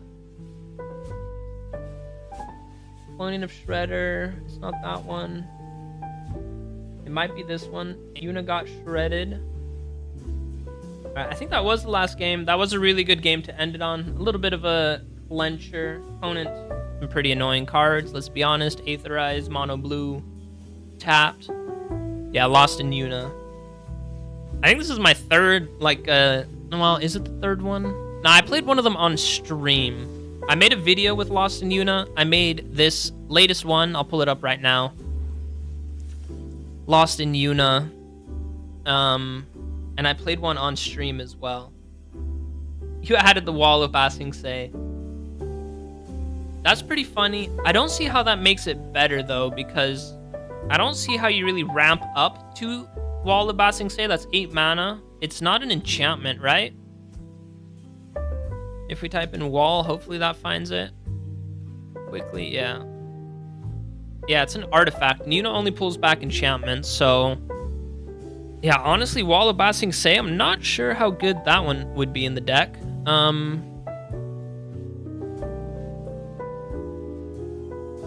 mean, yeah, Una is a little bit of a fine line as well, because yeah, one, you can ramp. I mean, she is only 5 mana, so I don't think you need to ramp hardcore. You use the Cloning of Shredder. Yeah, so it is this version that you have. Yeah, this is maybe a little bit of a meme version. I mean, if you went with this exact version, you could take Ojirtak out, because he really was there just for the memes, to try and get Cloning of Shredder to hit him. I think you'd want more enchantments. So yeah, take Ojirtak out. Honestly, I would take Wall of Ba Sing Se out, because if you are hitting that with Cloning of Shredder, I mean, it's nice that it gives your creatures indestructible. I do like that, but at the same time, I think there's probably some better creatures you could probably hit. And I think if you're, you want to win the game, Summon Bahamut would probably be better. Also, if you don't have Cloning of Shredder, Summon of Bahamut is an enchantment that you can pull back with Yuna. Summon Knights of Round is also an enchantment that Yuna can pull back.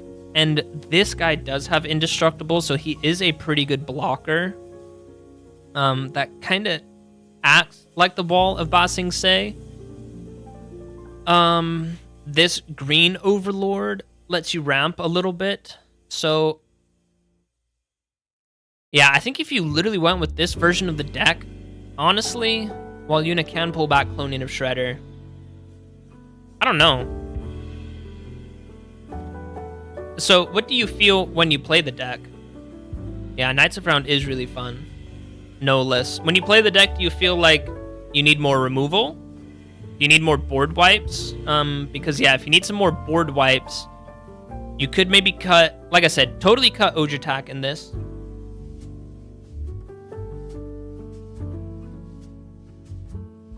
You use Chosen by Valgavoth with the wall. Yeah. Yeah, early game. Yeah, early game, I agree. Early game's tough. I don't know. You probably weren't here earlier. I was playing with the Dragonback to Salt deck, and I mean, yeah, you do kind of need to survive into the late game. So if that is your plan, if your plan is to win with Yuna, again, don't get me wrong, Chosen by Valgavoth would be a great card to pull back with the Cloning of Shredder. I actually played a Cloning of Shredder deck with, let's go ahead and find it. It was 6/7, just black mana from the TMNT set. And I mean, this might feel pretty bad, but this guy was pretty nice with Cloning of Shredder, because when he enters, he gets to blow up 3 creatures, which is pretty nice. It's kind of like a board wipe. This isn't early game, though. Honestly, I think maybe some of the best early game you could go with that would help you stabilize into the late game, I would have to say it would either have to be Get Lost. So this is some early game removal. You can get rid of Badgermole Cub, even, you know, a turn 3 or a Boroid. This can help you stabilize into the late game, which is where I think Yuna will help you pull ahead. And yeah, I went with Cloning of Shredder and Ojatak as like kind of like a over the top, like cherry on top of the milkshake. I think if you want to be more consistent, yeah, cut these out. Probably go with Get Lost. And I mean, if you want even more early game plays, we were playing with it just now. Why is Split Up not being found? I probably spelt it wrong. Yeah. There we go. Yeah, I mean, if it's Tifa and Hydra, yeah, then I definitely think you want to go with Split Up and Get Lost. Just clear the board. Just clear the board, and yeah, I'll be honest, it does kind of frustrate me when I'm trying to play a deck for you guys, and this does happen sometimes. It's primarily with mono black, and it can be mono white as well, but when they go Get Lost into Split Up, into Day of Judgment, into another Day of Judgment, into an Ultima or something like that, that does get pretty frustrating. Honestly, it's kind of like just counterspell after counterspell. But, I mean, with the meta that we find ourselves in, I mean, it says, yeah, you even just said yourself, you want to deal with Tifa and Hydra and the Landfall package, yeah, then Split Up, I think, will be pretty good for you, and Get Lost will be pretty good for you. So, probably cut some of these top-end cards, like Chosen by Valgavoth, Wall of Ba Sing Se. If you are going with this exact version and you have Ojatak in there, definitely cut Ojatak. You could even cut a copy of Cloning of Shredder. And yeah, go up some of these cards. That is true. Wall of Ba Sing Se would let you spam Day of Judgment. I can see that, but I mean, yeah, if you have a Yuna and Cloning of Shredder, I think most of the time you can probably close out the game, even just with these Overlords, like these 3 Overlords. And I will say, I think Overlord of the Flood Pits is maybe a little bit of a weaker one. But then again, you know, drawing cards and discarding cards is pretty nice as well. So, yeah, it's a fine line. You could also splash red in here and then go with the red Overlord. Maybe I'll do that in the future. Who knows? Maybe in the next set.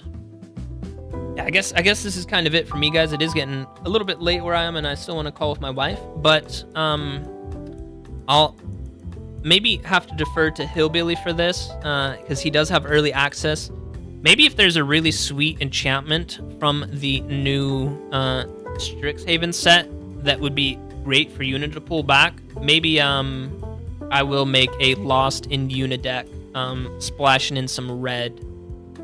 But then the question is, what color do we cut? Because playing a 4-color deck is pretty rough. I mean, I guess you have... Wow. Yeah, that's really sad.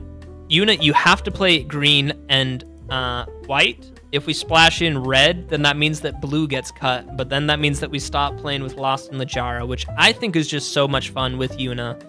And it just pairs so nicely. I mean, Chapter 1, throw hopefully some good stuff in the graveyard. And then Chapter 2, play a double Yuna to get back 2 things. I love that combo, man. I do really like this deck. This is a really, really fun deck, yeah. And I'm glad you like it. I'm glad you like it, no less. But yeah, probably don't splash red. I think that's getting a little bit too ambitious.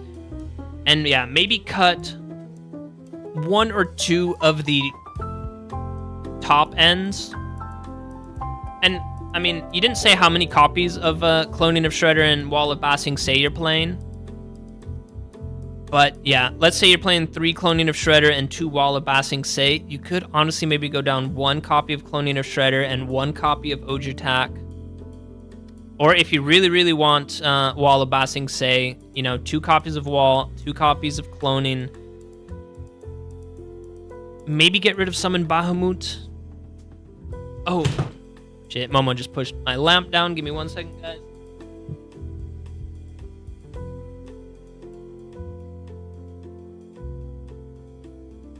All good, though. She likes to sit on top of my computer. That's fine, though. So yeah, like I was saying, you could maybe cut 1 copy of Summon Bahamut just to go with some of those early game plays. Just go with a... I think... Huh. Alright, I'm just going to turn it off and actually put it down. So yeah, that's what I would do.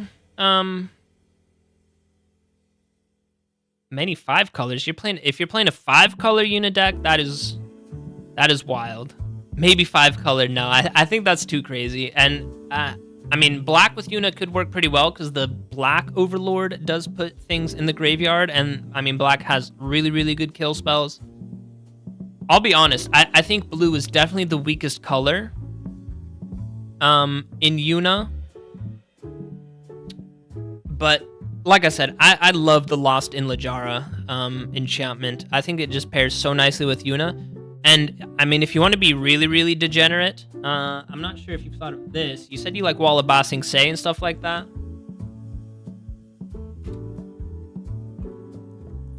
You could go with an Omniscience if you're playing blue. Just because, I mean, you do ramp a little tiny bit with Summon Fenrir and this Overlord right here. I think I have been able to play a Omniscience before for 10 mana without pulling it back with Yuna, just because the opponents kept removing my Yuna. But if you do get an Omniscience in the graveyard, you pull that back with Yuna, well, then you just have an Omniscience on the battlefield. So,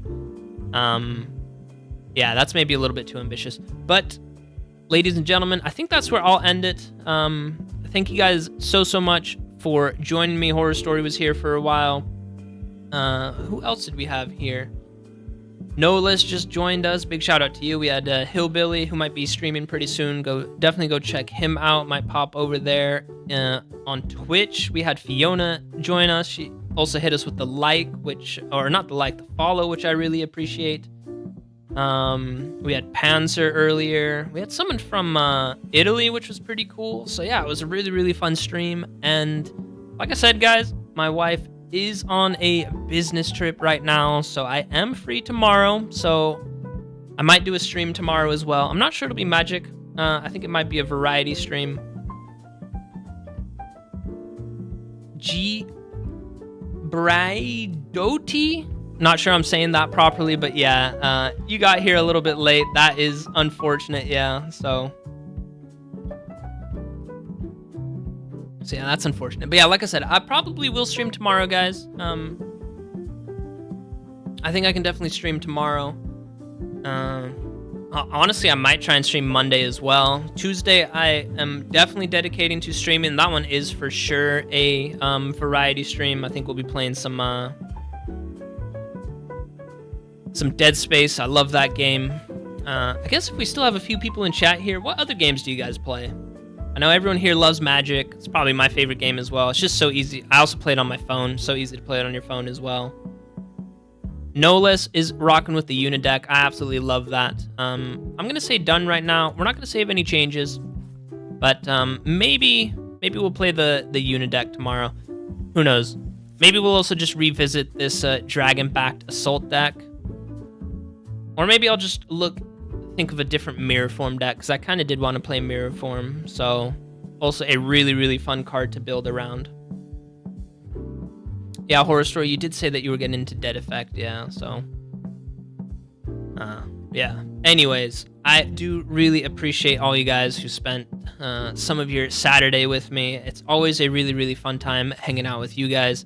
I'll be honest, it was pretty rough today with this deck right here. But don't worry, we had a fun time. I enjoyed chatting with you guys, hanging out with you guys, and yeah, I hope you guys enjoyed. I hope you guys have a good rest of your weekend. I probably will be streaming tomorrow. I'll probably start around the same time that I did today as well. So yeah, if you guys want to come hang out with me tomorrow, that'd be awesome. And yeah, internet is a crazy place out there, so you know what I say, don't trust anyone out there except your boy right here. You can always trust my word. And guys, I'm just gonna end my video and my live stream like I end all my videos. Know that I love you guys and hit you with a